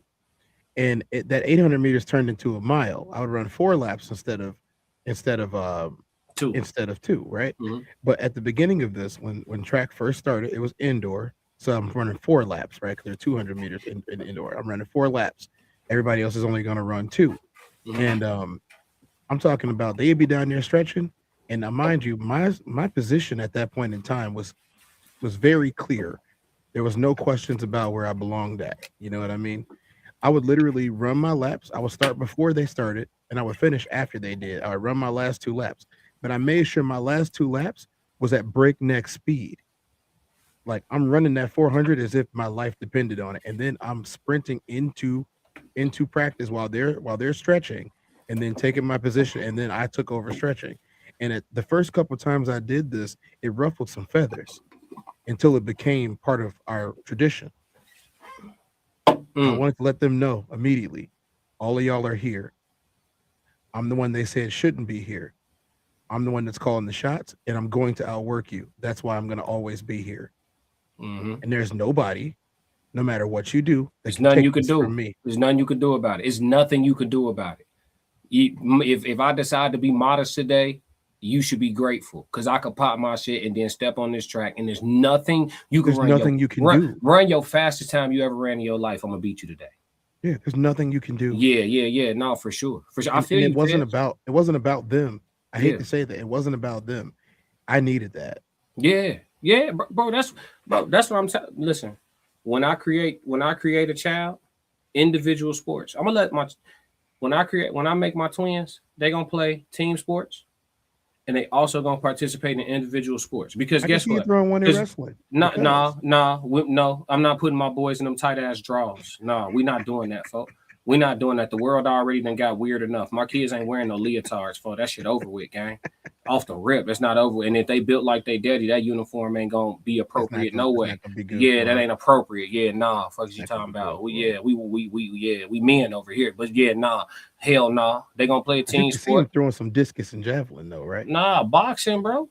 Boxing, okay. Yeah, combat. Yeah, for sure. Martial arts disciplines. Yeah, for sure. Individual sports. Because at the end of the day, all that team shit and all that, okay, coach don't like you, or we move you over here, you go to prep school, you try all this shit, and you never get a chance to actually be the player that you are. You never get on a team where they let you be coached. Where you can actually flourish with your skill set, right? You never get into that position. It's so people don't get it. In team sports, it's so much shit that gotta go right for you to even have a shot to get looked at to even go pro. Hey, our boy right now. So I'm not a Cleveland Browns fan.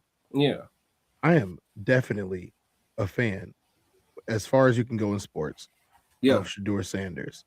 And the reason why is because every time they say that he is garbage, he proves that he's not. Mm-hmm. And I'm not, and he does it. Now, mind you, some people don't like his style, but I don't care. My thing is the guy will go out there and put up 38 when the team hasn't done that in 10 years. Right. The guy will go out there and beat Aaron Rodgers. Let me tell you something right now.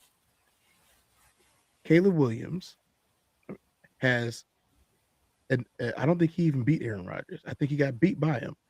Justin Fields has as many wins against Aaron Rodgers that Shedeur Sanders does. And Justin Fields is what, a 5-year veteran, 6-year veteran? Yeah. Shedeur Sanders is a third-string quarterback that is basically about to upend an entire organization if they don't do right by him.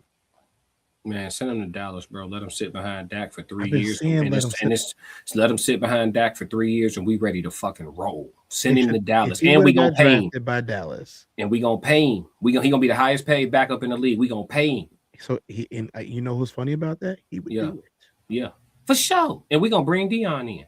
Yeah, you know the play. You know the play, but let's not get too far. Yeah, we ain't got to talk too much about it. We got some years in front of us. Yeah, Passport Skull said that's how it was with that garbage quarterback we had all because his OG was sleeping with the coach, all alleged for content creation purposes. Yeah, man, the politics, bro.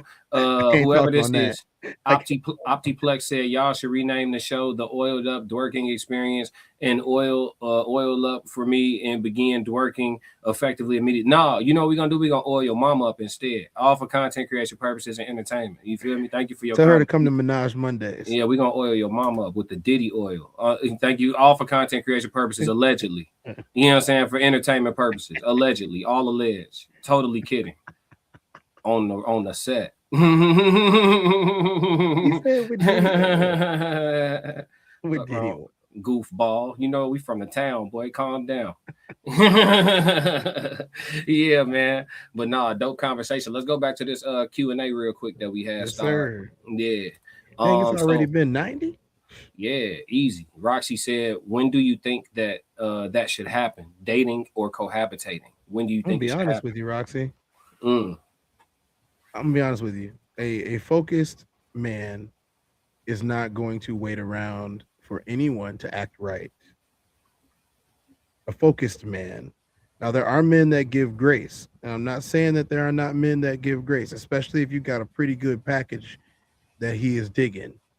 But a focused man that is strictly focused on business is not going to wait around to cohabitation. You will not make it to cohabitation because he has already deemed you outside the parameters of which he will accept. Like I said yesterday, men do not get married for what you could possibly do later. Men get married for what you are doing right now. Yeah, I agree. I think men get married hoping that things stay the same. Women get married hoping that, you know what I'm saying, some shit gets spruced up in the way of their favor and their convenience. I definitely feel like that's the notion of how things be going and shit. And I could say, you know, from hearing it from my own parents' mouth, who've been together and are still together for 40 plus years, you know, my mother even said that shit almost caused their marriage not to work. Like her expectations changed, and my dad was being the same nigga she fell in love with. And she had to realize that she was the one tweaking. And once she got out her own way, here we are. You feel me? Like literally, but it's so many women who don't have that conversation with self. She said she had a conversation with herself. She had to be objective.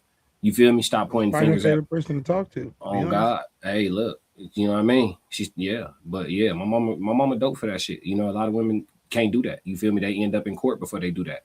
Before internal dialogue is necessary, bro. Yeah, or even just holding themselves accountable when they have it. It's people that lie to themselves and lie to God. It's people that lie to God in their prayers. It's a fact. It's people that lie to God in their prayers. Yeah, lie to God in their prayers. Like, you know, like, do you know that we can see you?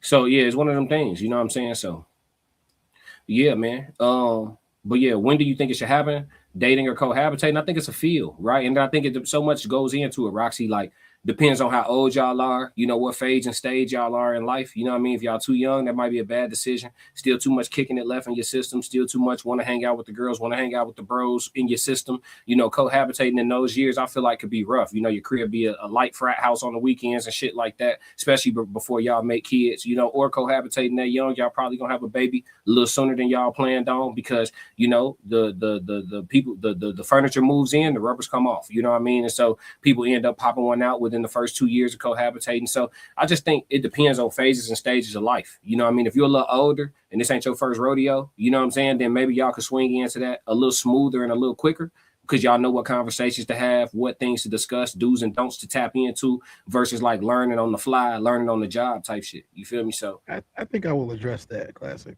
Yeah. It is 10:42. That is 2042 hours Central Time in America. Mm-hmm. I would like people to stop asking the question, well, how did this happen? You've never lived with a woman. You've never lived with a man. By the time y'all live together, you know, y'all might just, you know, she might have just got out the shower and that thing's looking nice right out the shower. This is the best time to go get it. You go get it. And you're not looking for, you're not looking for no gold packages. You're not looking for no sprays. You're not looking for no bottles of slippery stuff. You're not looking for none of that. The animal has taken over at that point. The beast inside has taken over. You really think that you're about to stop doing what you're doing when y'all living together? This is why people misunderstand when people say don't live with women. If you're not ready to live with a woman, you shouldn't, because this is what will happen. Y'all gonna have some kids. Y'all, what did dude say last night on the video? What was it, the night beforehand? We was watching all that video together. The night beforehand, we was watching the video. He was like, "Oh, I got about tree. No, I got one with her and one on the way. Yeah, trying to get up out of there. Yeah." And they was like, "What do you mean he trying to get up out of there?" Well, I mean, we live together, so it kind of just happens. And they was like, "What do you mean it just happens?" Yeah. I didn't really get to go in on that because I wasn't in the chat. But what do you mean it just happens? What are you talking about? You never been in that situation before? You ain't never lived with a woman, have you? You live with a woman, you already understand. Y'all together every day. She gonna feel some type of way sometime. You gonna feel some type of way sometime. And more times than not, it's gonna be around the same time. It's probably about 2 a.m.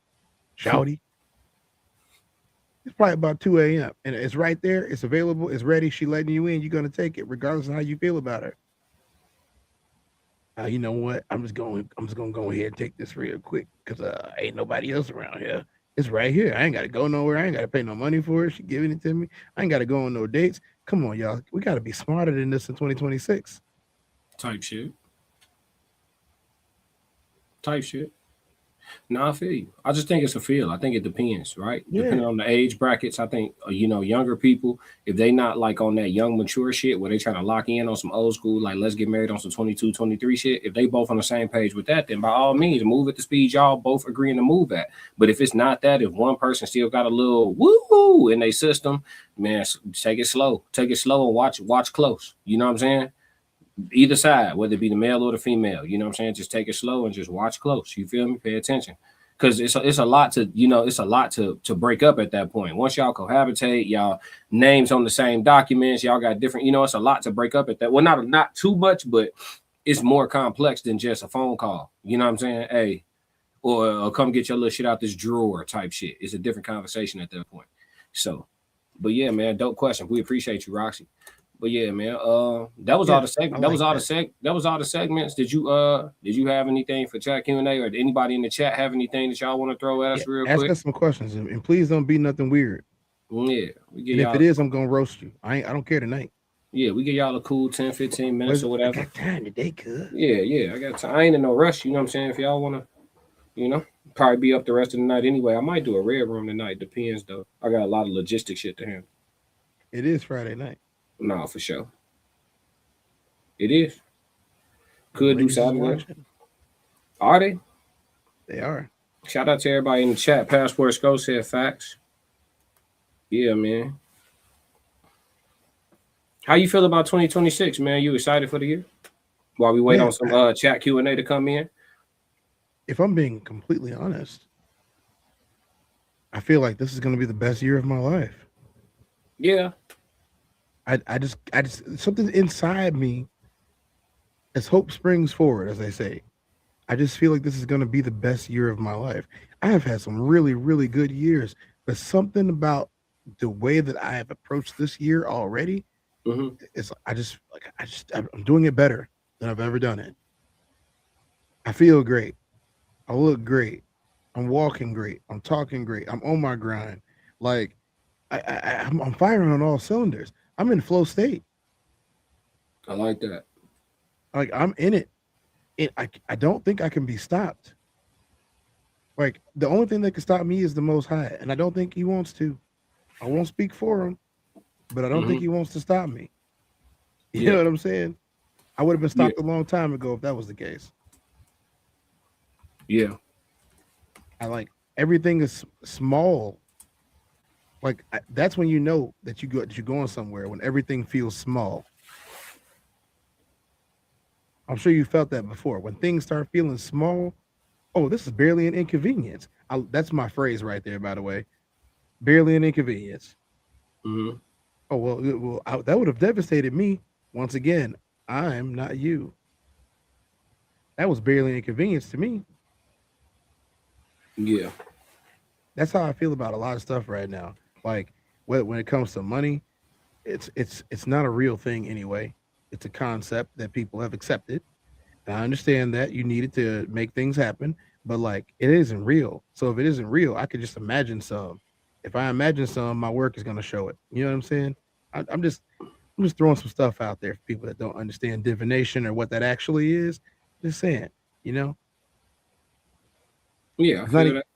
Not even just manifestation. That's not even just that. It's literally saying, I'm not going to spend my energy worrying about something that requires energy for me to change. Instead of worrying about it, I'm just going to use the energy that I will worry about it to change it. Mm. And if something doesn't work, I readdress it. I pivot. What do you do in basketball? To get open. If you ain't got nobody that's gonna set a pick for you, you use your pivot, right? Yeah, pivot, cut. Yeah.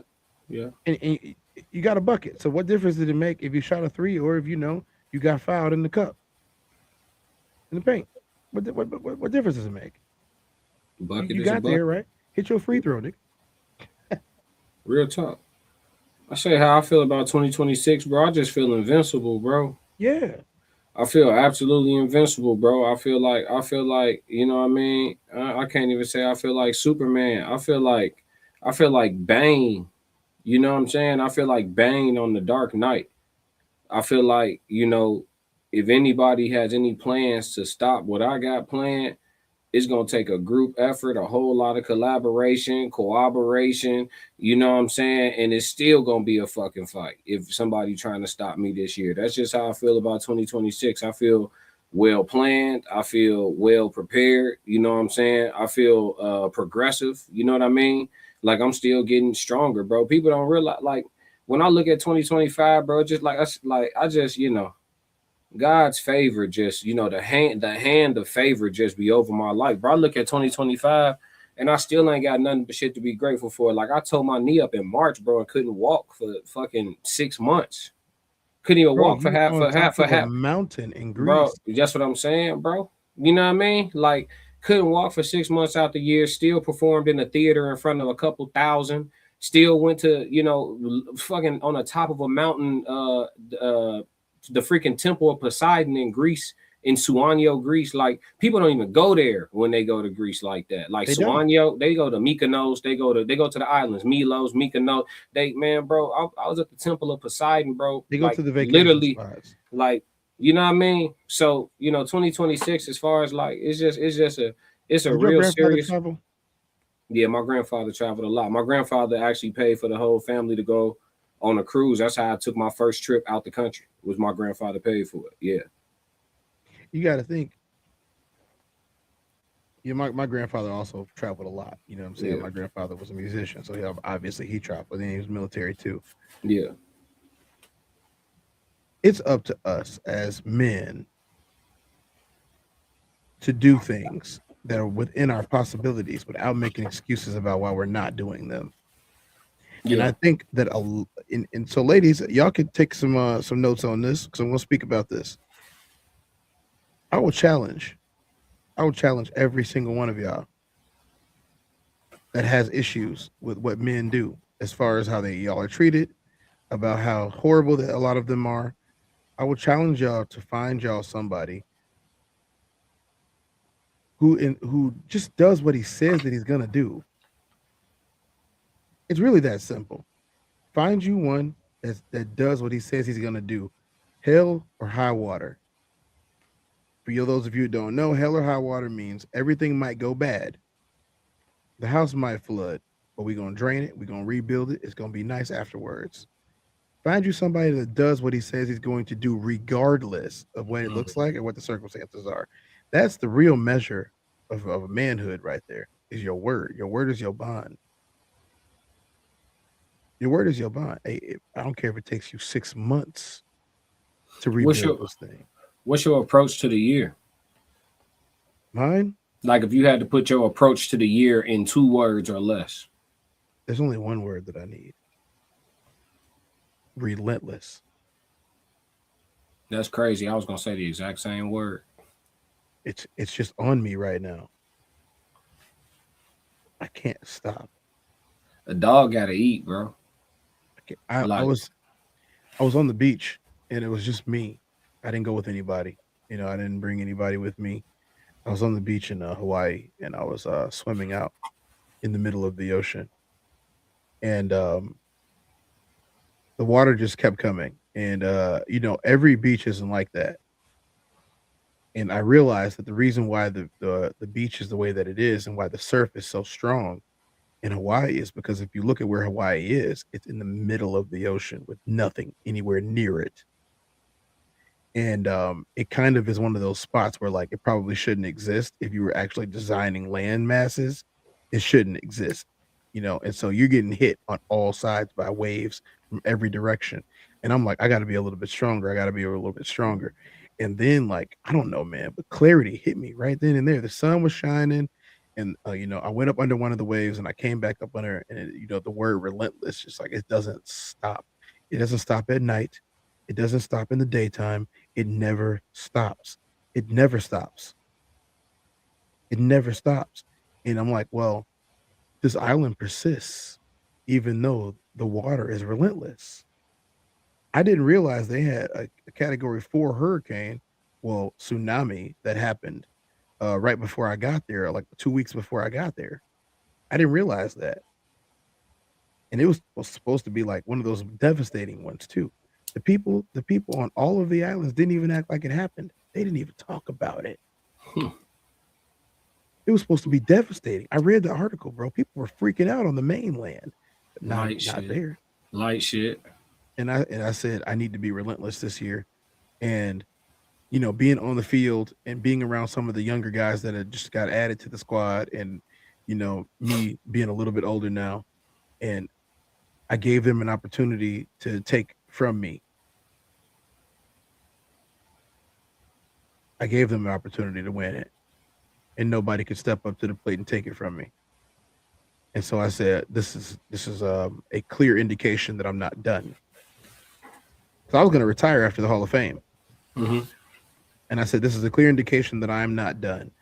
And I got a lot more confirmation while I was there that I wasn't done yet. And it's just be relentless. Dude, I got to burn this candle. It's a whole lot of wick left. I got to burn this candle. I got to go as hard as I've ever gone. And that's not a bad thing. I have the energy. I have the body. I have the know-how. I'm ready for it. I'm welcoming the relentlessness that's going to happen this year. Don't be surprised if we go to new heights in just about everything that we do. If that's in your spirit, then you feel it too. Yeah, I'm already knowing what's up, bro. I'm just doing my job, stacking days. I'm already knowing what's up. I'm just going through the process. I don't have any bad days anymore. I'm already knowing what's up. Yeah, I'm sure you don't have bad days anymore either. I wake up the next day and I'm I do. I'm still grieving, bro. You know what I'm saying? I lost my son, bro. So I'm still grieving. That's hard. You know what I'm saying? Yeah. I know what you mean by that. I mean by bad days, I wake up the next day and I say, whatever happened yesterday. It is in the past. Yeah. It is up to me today to salvage whatever is going to happen today. It's up to me to salvage it and have a wonderful day. And dude, I'm telling you, I've had some heinous stuff happen to me in just the last 2 weeks. Yeah. And nobody knows, or even you can't tell, because I'm just like, the train don't stop. Fuck what I say. Chicka, chicka, chicka, chicka, chicka, chicka, chicka, chicka. I'm telling you, bro. Life is about. I lost fantasy football, the classic. Yeah. And I was just, you know what? That was probably the best loss I've ever had in anything that I've ever lost. And I'm not just saying it because it's you. It was just, it wasn't a bad loss. A loss is a loss, but like, it was not a bad loss. That's one you seen the Fast and the Furious movie when Paul Walker was when he lost the race against Vin Diesel, and he got out the car smiling, and he looked at Vin Diesel, and he was like, "Hey, I almost had you." Yeah. And Vin Diesel was like, "But you lost though." And he was like, "But I almost didn't." Yeah. And they became like best friends after that, right? Yeah.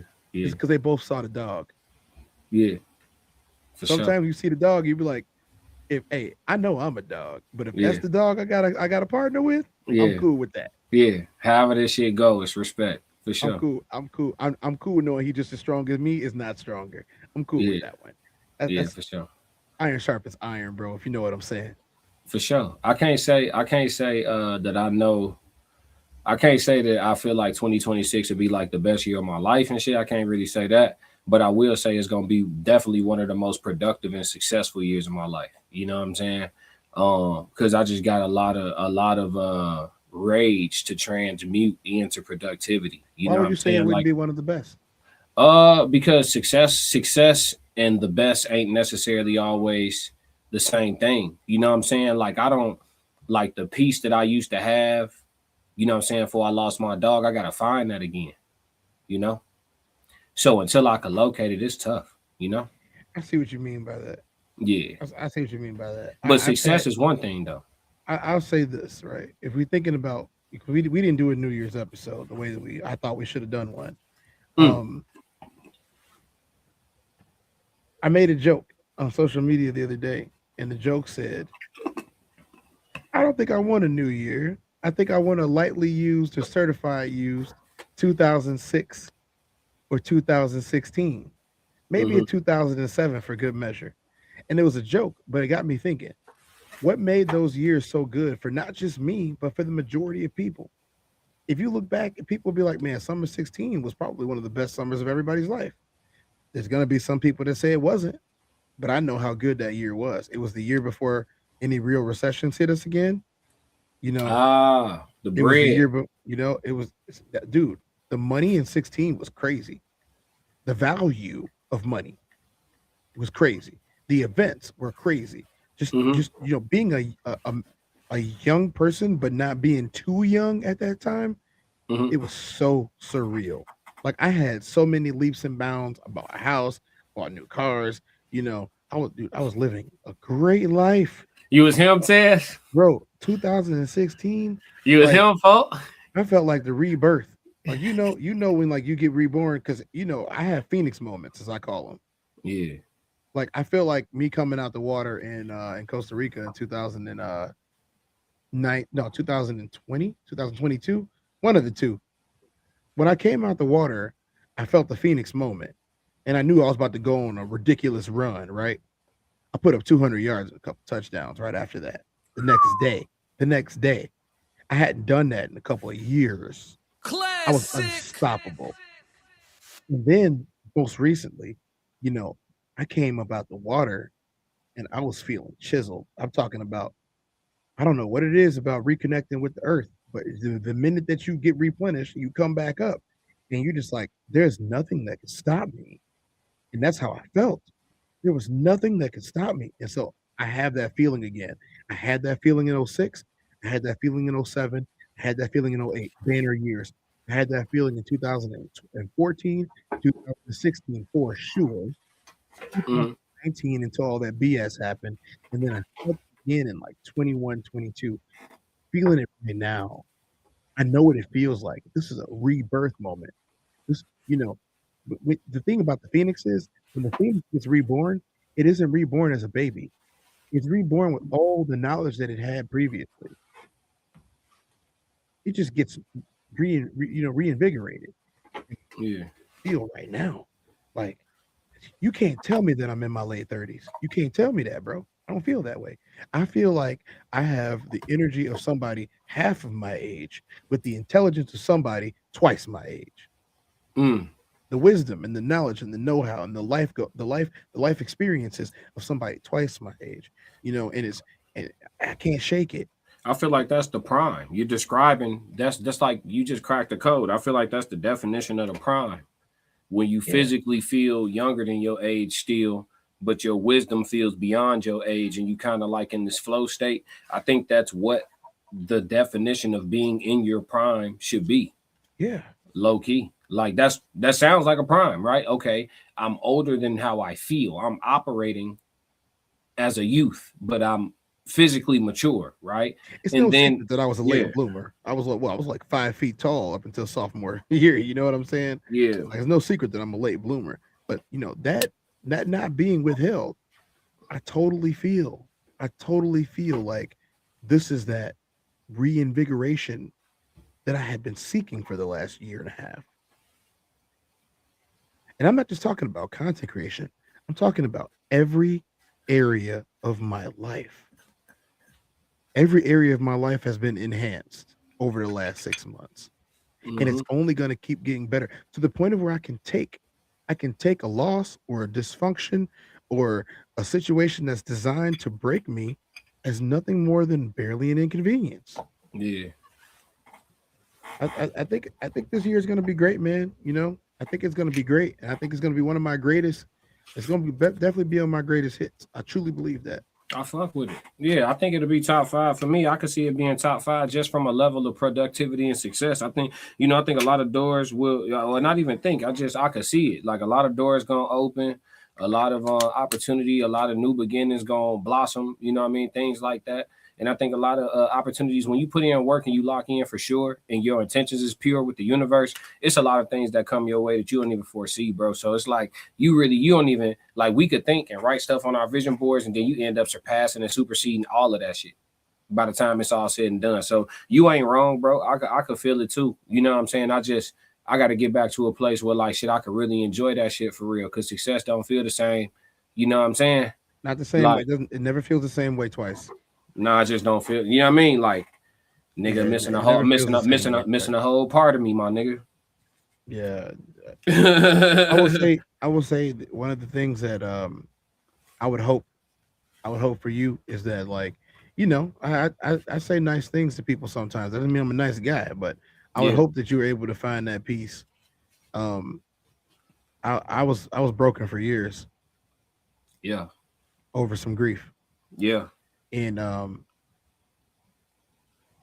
once I was able to find that peace and move forward, and I woke up one day and that's what I did.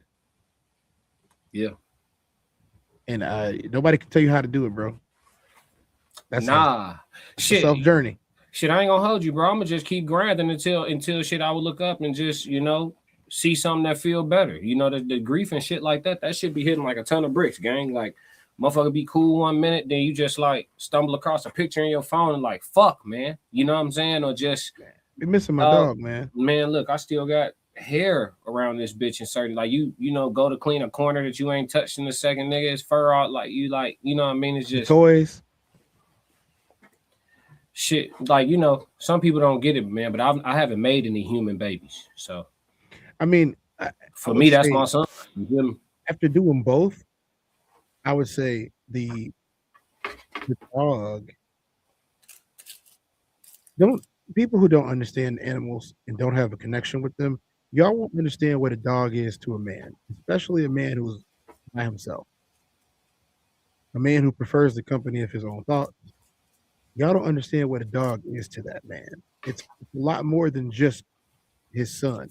Like, I would love to say this and understand it, but you know, a lot of cultures believe that like you do have an animal that bonds with your soul. Y'all have a connection that is not understood by anybody except for you and that animal, and that animal shows you a side of it. Like, I've seen the dogs be the meanest dogs, but like when they're with their owners, they are the kindest, sweetest animals on earth. They would never hurt their own. Let somebody else try though. You know, listen, man, like I said, walking the dog with no leash, as you have seen me doing plenty of videos, I do that all the time. You know what I'm saying? And without any issues. I'm pretty sure you and Sebastian had the same thing with y'all. Hey, I ain't gotta always put him on the leash, but he don't like you. I'm just letting you know that. You know what I'm saying? Like, it'd be one of those things, man. I get it. Yeah, but I'm also a dog person, so I understand. I'm also a man who prefers the company of his dog over most people. Yeah, time heals all wounds, bro. You know what I'm saying? But shit, we can, you know, motherfuckers just gotta keep smiling and grinding, G. Keep smiling and keep grinding, bro. That's really what it boiled down to. But I do feel super positive about this year. And for that, I'm super grateful. You know what I'm saying? For sure. And eventually I get to the point where, you know, I get a new puppy child, you know what I mean? But for right now, I just gotta, you know, I gotta let my wounds heal. I gotta lick my wounds, bro. For shit. You got this, man. You got this. Nah, for sure. I'm cool. Shit. Y'all see me every day. I'm cool. It's moments, man. It's moments. Like, anybody ever lost anybody or anything close to them, you just have your moments. Like, yeah, I'm straight. You just have your moments. That's all. Hey, I got a hard time with my grandfather's guitar. It's hard for me to play it. You know what I'm saying? It does. It's one of those things where it's like, it's mine, but it doesn't feel like mine. And every time I play it, I know my fingers are not the ones that should be on it. Mm-hmm. If that makes any sense. Might be different, bro. You probably just feeling his spirit on it. You know what I'm saying? He took that guitar with him everywhere. That guitar came from Japan, bro. He got that guitar in Japan. That's a story for another day. Yeah, man. But yeah, 2026 is gonna be glorious. I'm definitely not trying to like damper the mood or no shit like that. 2026 is gonna be awesome. It's gonna be glorious. I see no ceilings over the potential, which is always a great thing. You know what I'm saying? Pun intended. Yeah, for sure. The sky's the limit, and we just gonna keep winning in spite of. Like, Tez got plenty of haters. You know, I got detractors. I got people that, you know, throughout the course of 2025 change their minds about me. You know what I'm saying? Squarely inside of 2026, I want to just send them all a polite fuck you. And they secretly love us, though. You know that, right? Nah, I mean, I personally don't care, bro. You know what I'm saying? Like, just stay the fuck from around me or his hands, and that's all it is with me. You feel me? Like I told you, like, this year is gonna be a year of a lot of productivity in the way of managing rage. And I understand energy transmutation, so I ain't tripping. I'm gonna take all that I feel and push it forward into good things. But you know, if the ops show up, that's God granting me. That's probably why you healed up so fast. Probably. You talking about my knee? Yeah, I know. Yeah, I transmuted a lot of energy into When I broke my leg, it was the same way. I've never broken a bone in my entire life, and that was the first one. And it was. I'm not going to even pretend that rage wasn't involved. Yeah, it was a certain amount of rage. And I focused that energy towards healing my body. Yep. Yeah, bro. I attacked therapy very aggressively because I knew that I needed to be in Greece for my cousin, you know what I'm saying, wedding. And it meant a lot to him and it meant a whole lot to me, bro. So I attacked my physical therapy. I mean, it was hell. I vlogged some of it. It was hell, but I attacked it very aggressively, bro. And I stayed positive. Like I was getting a massage the other day, and my massage therapist was like, I ain't gonna lie to you, you have better range of motion on your surgery leg than your non-surgery leg. You know what I'm saying? Like I rehabbed the fuck out of my shit. You know what I'm saying? It's happened, bro. There's been a lot of professional athletes that got injured and they came back after rehab and they were much better. Yeah. And sometimes I'm definitely definitely going to probably take a couple fights this year once I'm able to pass the physical. I don't think I could pass the physical just yet, but I'm close. Once I'm able to pass the physical, I'm gonna go ahead and register and take a couple fights this year because, like I said, bro, managing rage. You feel me? I'm gonna try to put together a card, man. I told you that's one of my plans. If I could do that, if I could promote a fight, I would be so happy. Hey, y'all in the comment section, if I tried to promote a fight with Classic in it and his people, I got a kennel of hungry dogs now. I got a kennel of hungry dogs. You know, if I could get a fight promotion, even if it's a one-time event, you know, a special event with I'm gonna say this too, Classic. If we do something like that, you know it's gonna be a belt attached, right? Yeah, for sure. Awards. Yeah. Like even if I ain't tripping, bro. You seen me throw these bitches, bro. You know I'm cool. Yeah, it's my shit certified. I'm cool. You know, whatever. I will look up some stuff. Like, do not be surprised, y'all, if we're able to put on an event this year. Straight up. Do not be surprised.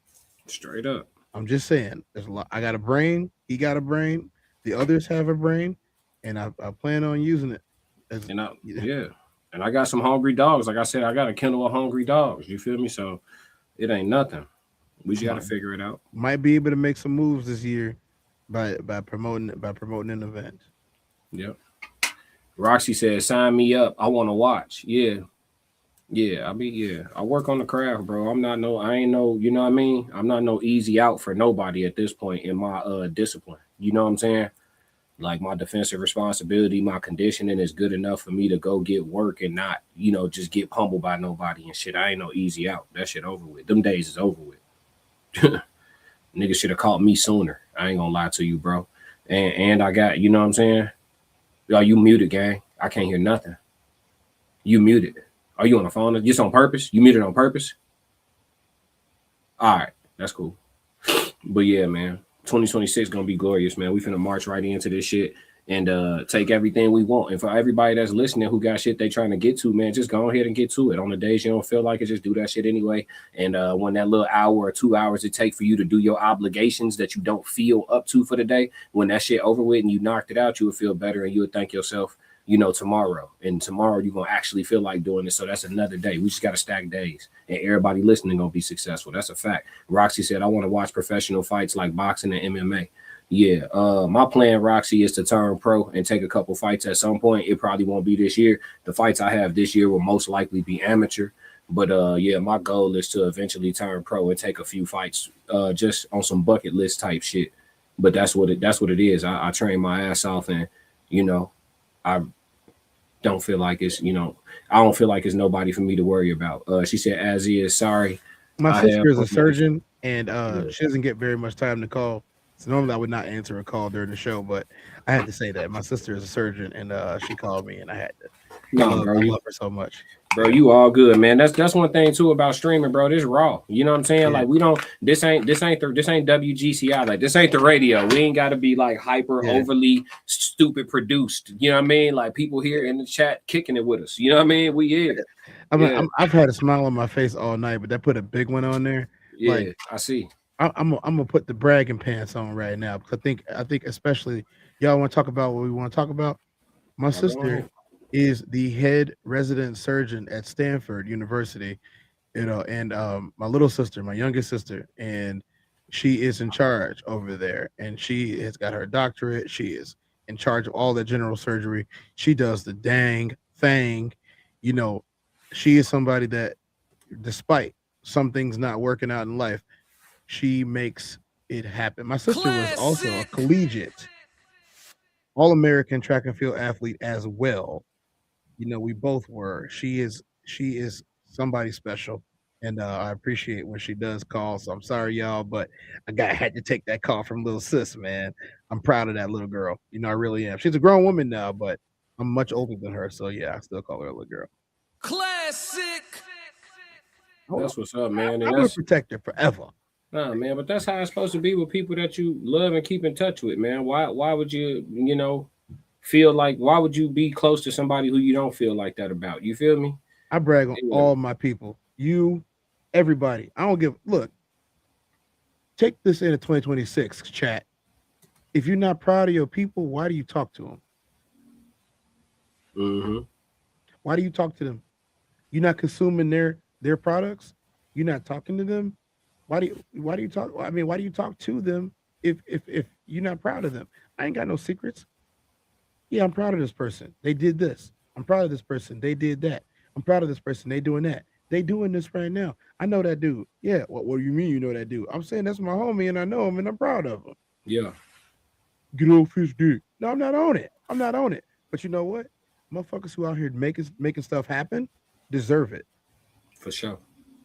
The movers and the shakers. We need to start. I challenge people to start talking about the movers and the shakers and not the Tyrones and the Pookies and the Ray Rays. No, talk about the movers and the shakers. Those are people that's making differences. Talk about them. They deserve it. Yeah, for sure. Sco said I just sent class something like that earlier today. I can't, or yesterday or earlier today. It was today. Yeah, you did. You did just send me something like that. And I appreciate you for that, bro. Roxy said, amen. She said, damn, get it, girl. That's amazing. So wonderful for your sister. Blessings. Oh, yeah. She's awesome. Yeah. She's awesome. That's what it looked like when you just stack days, man. Success ain't nothing but a bunch of stacked up days. Pennies make dollars, man. Compound interest. That's all. That's the name of the game. I ain't never seen nobody say, look, this is what I'm on and I'm not going to stop till I get there, and they fail. I never seen it happen. Not a single one. Most people fail because they quit. That's it. Point blank, period, simple. You know what I'm saying? You'll make it. That's the only, if you listen to somebody tell you that you're not going to make it, you surely won't. No, for sure.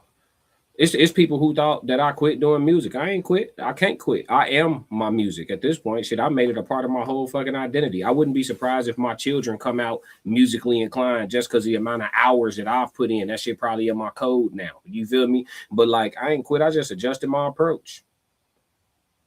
That's all. Speed is in the DNA. Rhythm is in the DNA. Yeah. You know, mental capacity is in the DNA. Yes, sir. And if you don't have it, you do know you can help your DNA write itself. Yep. The next generation is determined by what you choose to do now. Mm-hmm. I don't think, well, we don't get taught that. You feel me? We too busy learning if a car is going 30 miles per hour for 2 hours down the that's the shit we talking about. You see what my hand doing on its own. I need to all that bullshit is cool. That's what they wasted their time talking to us about. Not no real shit. I used to draw. Yeah, man. Yeah. I admitted that yesterday, right? So I would do all my work in like the first 10 minutes and then draw comic books for the next hour. Mm-hmm. It is what it is. I would do it again. Bro, I slept all through school. I used to stay up late at night and just sleep all through school, bro. Go to practice straight up. What was that? What was that? Was a literature class where they'd be like, hey, they was like, hey, I ain't gonna say a real name, but they was like, hey, Classic, did you read the book? Yeah, I read the book. Well, how? Everybody's only on page 50. Well, he's not on page 50. I'm not on page 50, and they're not on page 50. The difference is they're doing other things, and I'm sleeping. Yeah, that's it. That's it. Leave me alone. I don't get it. I'm not bothering nobody. Yeah, like. I remember that. Yeah, I used to get them teachers hell about waking me up. Hey, I used to treat them like they was wrong.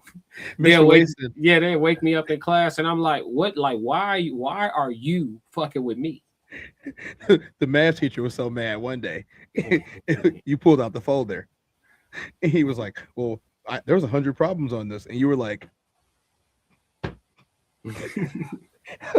yeah, like what the fuck do you want, G? what do you want? Hey, listen, I'm the starting point guard in this bitch. I don't want to talk. You feel me? I was moving like that, bro. I ain't kidding.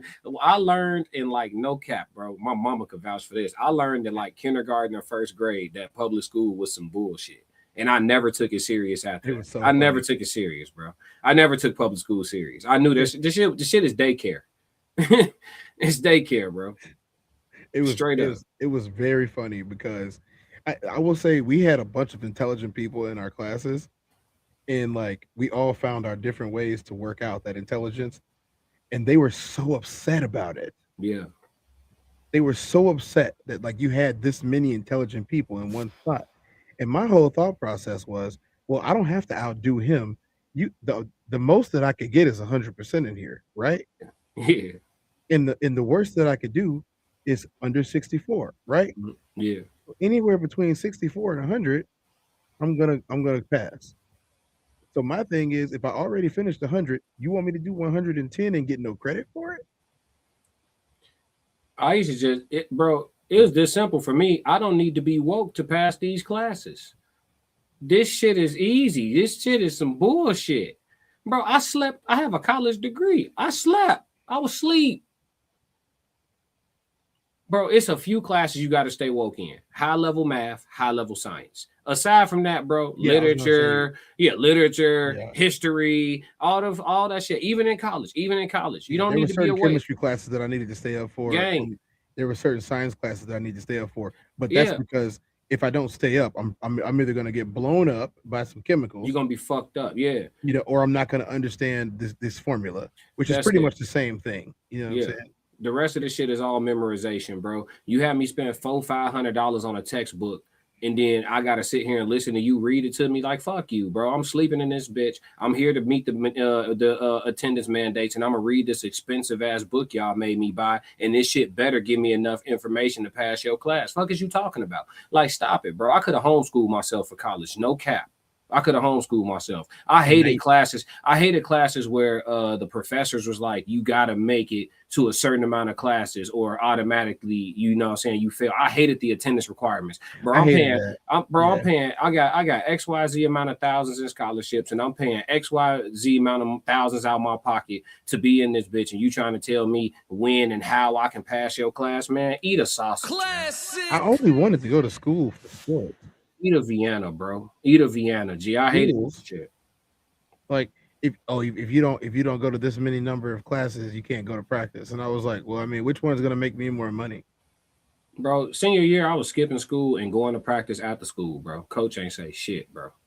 That's when I had a little favoritism. You know what I'm saying? Like a just, you know what I mean? But then by the time I got to college, nigga, not even. By the time about halfway through senior season, politics started playing a role. When I got to college, politics. You don't even go to class. Yeah, politics showed their whole head when I got to college. Them motherfuckers like, hey, listen, oh, you play basketball well? Oh, you thought that mattered? Like, sit down. Yeah. You know what I'm saying? Oh, you ain't got no boosters. You ain't show up to this event. Hey, when I did get in the game though, I was Kobe Bryant. Nigga, I did not pass. I averaged -3 assists in college. Nigga, I was shooting that bitch. Every shot was a good shot. I was a black hole. And I'm proud of it too. I wasn't passing shit. That was how Gilbert Arenas was. He never apologized for it. I mean, I averaged negative assists, nigga. I wasn't passing shit. Ain't no Kobe ever apologized for it? No, I was shooting the fuck. I was hooping in Kobe's. When I was in college, I hooped in Kobe's. You know what it is. I would say Russell Westbrook wouldn't be as much of a journeyman if he didn't care so much about passing. I agree, because he could still attack at a high level. Roxy said, yes, it is. Break the generational curses and raise amazing human beings. We need to care about our future, and that's these kids. Facts. Passport Skull said he was at my crib half the time when he was in college. I saw class damn near daily. Yep. I wasn't going to class, bro. I don't need to, bro. I'm showing up on test day, knocking that shit right out, bro. Yeah. Straight up. I was showing up on test day, knocking that shit. This shit ain't shit. Skull for always being so cool. You know what's funny? It's like I knew y'all was cool for a really long time, but like, you know, I want to say like if it's anybody that anybody ever never had to doubt, it's Skull, man. I ain't never had to doubt that man at all. Nah. That's why I can take whatever he say at face value, because I ain't never had to doubt him He's had my back as an adult. He's had my back as a young man. He's had my back as a child.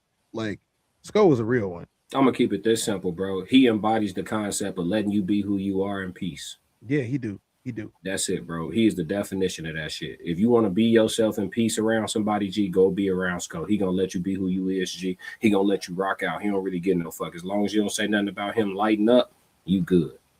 You say something about that, you say something about some smoke, nigga, it's gonna be a little conversation. But aside from that, you know what I mean? Life is good, bro. Yeah, you gotta let him be Snoop Dogg. But aside from that, bro, Hey, ain't no at issue. work one time, I was like, "Hey, what you going?" He said, "This is in my contract." Straight up. Yeah. He's like, "This is in my contract." Yeah, I can't make this shit up, bro. I was cutting college classes to go to the studio, bro. I'm going to the studio, nigga. When is the test? I remember walking out of class one day when he moved the test date back. I shit you not. I came to class and he was like, I was like, hey, you know, he started teaching a lesson. I raised my hand. I'm like, yo, ain't it a test today? And he was like, oh, you weren't here on because it was like a Tuesday, Thursday course. He's like, you weren't here on Tuesday. I told everyone that the test is moved to next Tuesday. Boy, I got my book back. I was like, oh, we not taking the test today? He was like, no. I was like, I'll see y'all Tuesday. Motherfuckers start dying laughing. Nigga, I'm not, what? Everything you about to say is in this $400 book. I either You don't made need me pay for it. No, this was my logic in college. I either don't need you or I don't need this expensive ass book. If you gonna make me buy this book, you can't make me come to your class. If because some teachers did, they was like, you can't pass my class if you don't buy the book. You gotta have the book. You know what I'm saying? If you gonna make me buy this book, if you gonna make me buy this expensive ass book, you cannot make me come to your class. If you don't mandate that we buy the book, I'm gonna be in this mug. I'm gonna save the money and pull up and listen to you and take notes. That's free. Okay, cool. Because when you 19, bro, buying a $400 book, $350 book, man, it might take you a month to afford. Shit. Hey, bro, you feel 18, 19, when you in school and an athlete, that might take you a month to afford. Come on, you waiting on refund checks, all type of shit going on. No, G, look, if I don't need the book, I ain't get. Come on. So if you was one of the professors that made me buy the book, G, I'm not coming to class. I'm gonna read this book, this expensive ass book. You're gonna be there on test day and that's it. On God, and I'm passing. They used to hate that too. Oh, he keep getting B pluses. I was a B plus king. I was king of the B pluses. I'm gonna get an 88.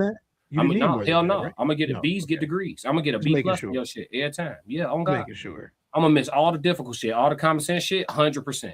It's only like most tests. That's the crazy thing about the school system. Most tests, only 5 of the questions be hard. Like the rest of this shit be common sense. I don't even have to read for this. The rest of it be a waste of my time. Yeah, on God. Yeah, bro. So yeah, that's why when people be throwing their degrees around, like, nigga, I went to college too. That shit ain't even hard. Stop using your degree to validate how smart you is. You ain't even have to pay attention to that. And in 6 months, we're gonna have this conversation again. But you know what I'm saying?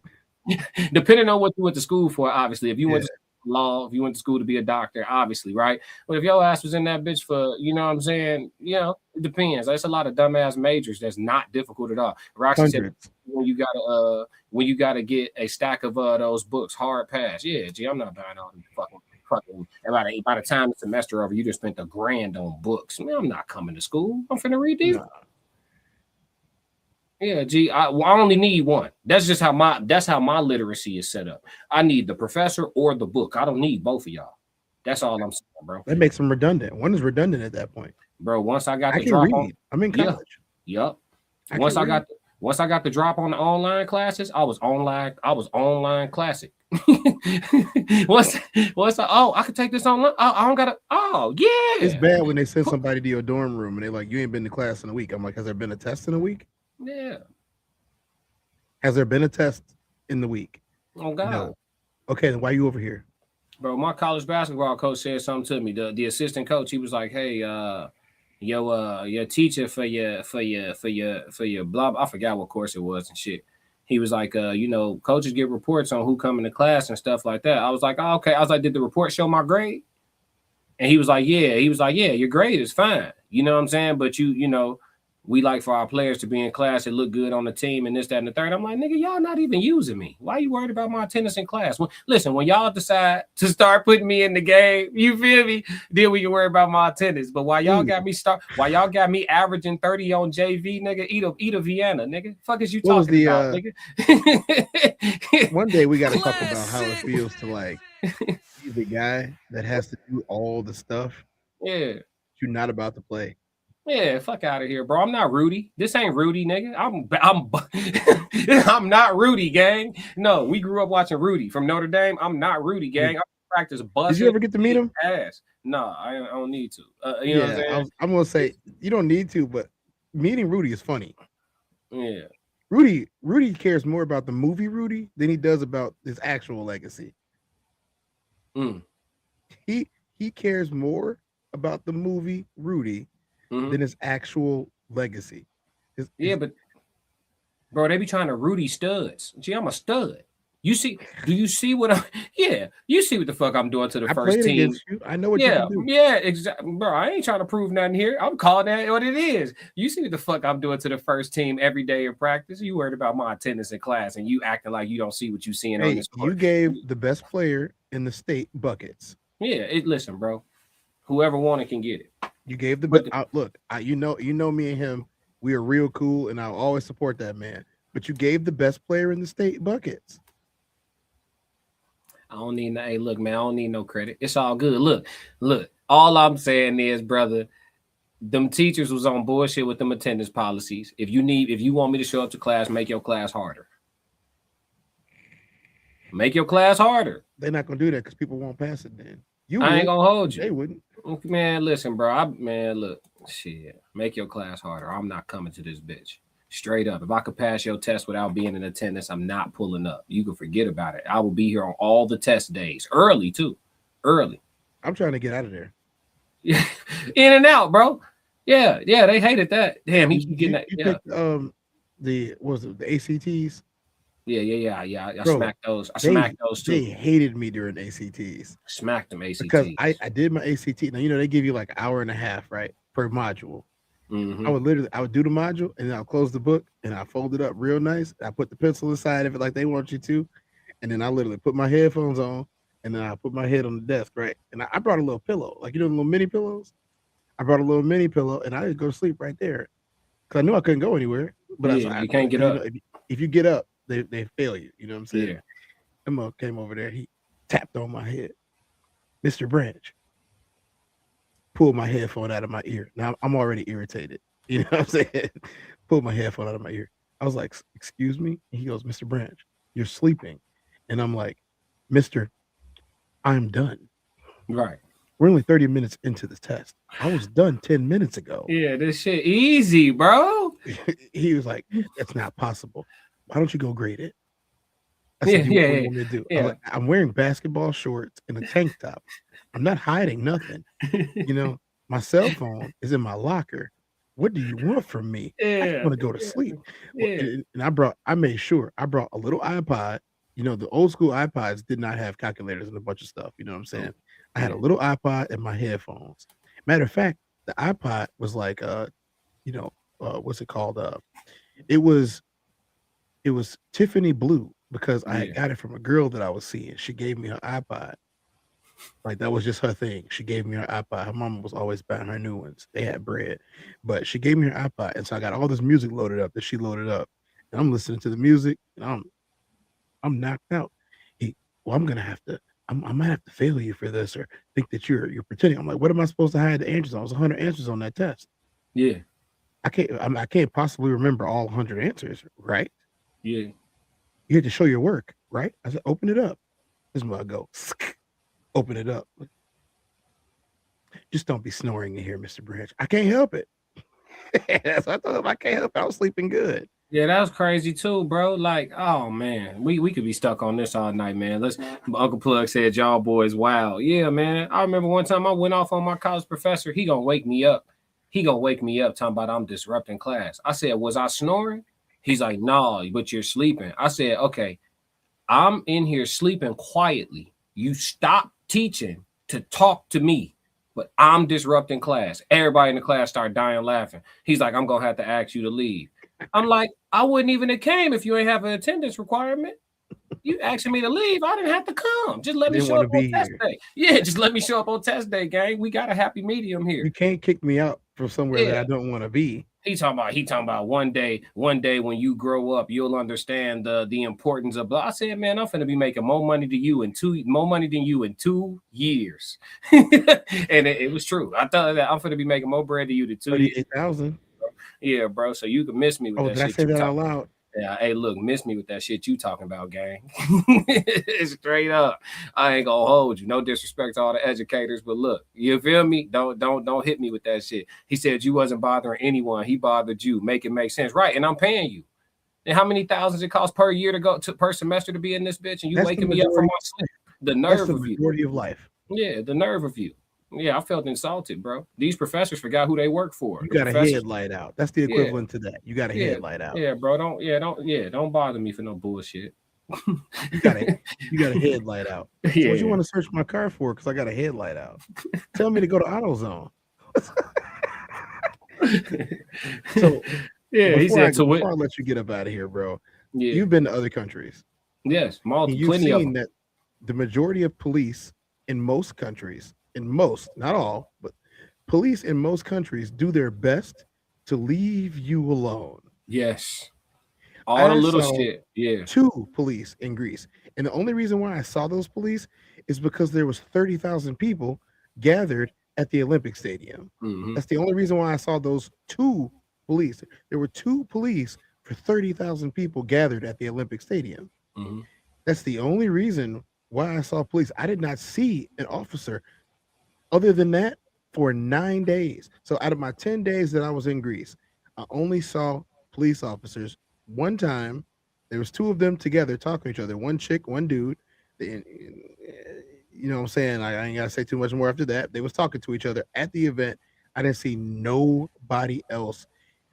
And the same thing, I don't think I saw a police officer in Hawaii the entire time I was there. I don't recall ever seeing police in Hawaii for any reason, shape, form, or fashion. I've never seen a police officer in Costa Rica. We saw the ambulance because one of our players, I told you that story before, but one of our players got let's just say he got sick in the jungle. Right. Type shit. And other than that, I've never seen a police officer in Mexico. I've seen federales, but that's not the same thing. And we all know that. We all understand that. Yeah, come to think of it, the only time that I've really seen like a heavy police presence, didn't really see it in Japan. I saw a couple constables, but they were really just directing traffic. You know, I Canada maybe, in the United States.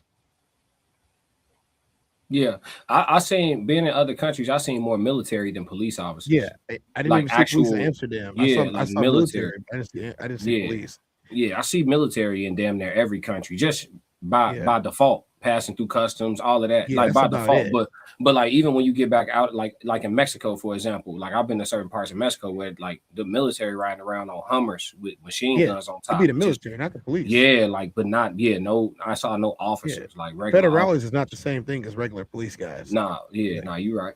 They look at stuff, you know. So I mean, that's just something I'm saying. Like the police state is a lot different. So I'm just saying, the last time I checked, you know, my headlight being out, you bothering me. Yep. Let me rock, you. Out. Yeah, I know. I'm working on it.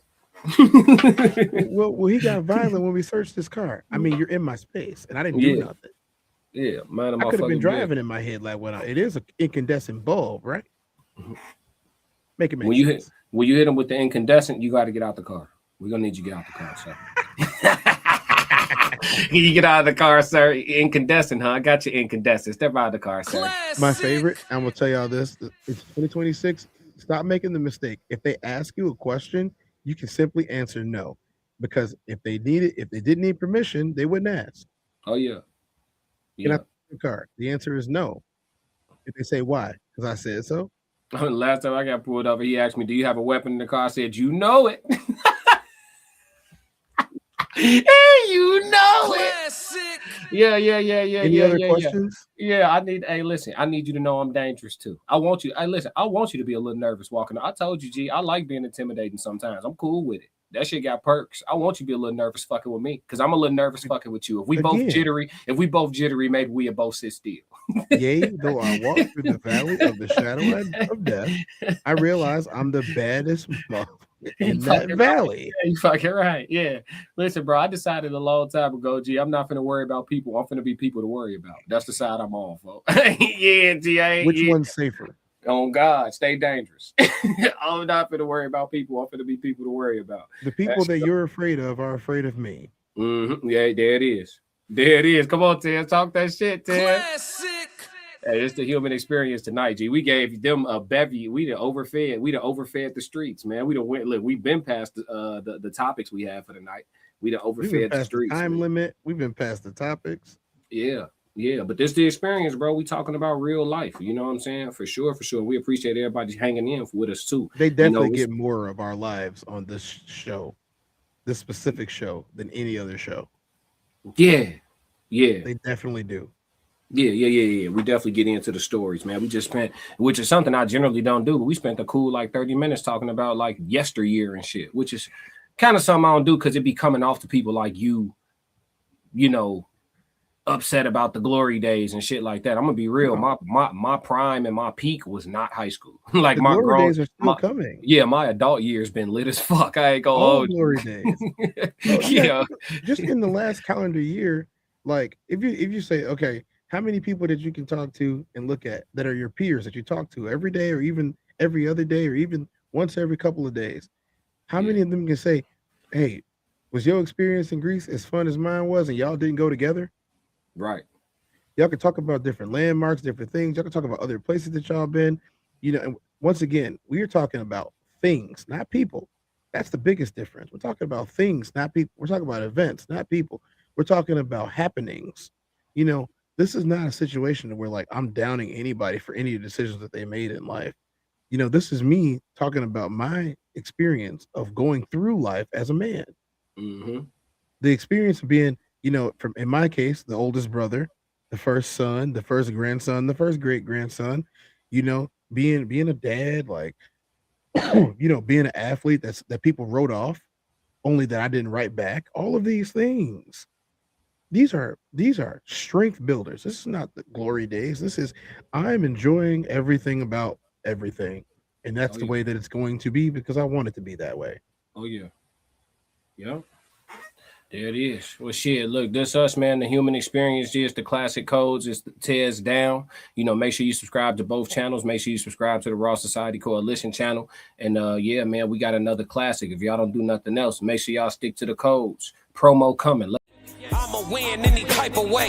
That's a parlay you can take to them. I'm having that aura, I got that glow. They hate it worse when they know that you know. Walk in the room like I'm covered in gold. I used to suppress it, was about to implode. I used to suppress it, was about to explode. Sore thumb in the room everywhere that I go. Black sheep for the fam, used to think something was wrong. Took a little time to realize I was chose. Took a little time to realize I was special. Ever since birth, been a cold under pressure. Wanna be great, gotta do a little extra. That's why I grind with obsession. Everything about me irregular, everything about me is pressure. Maximum effort, no box left unchecked on the checklist, no stone left unturned, mash on the gas and etc.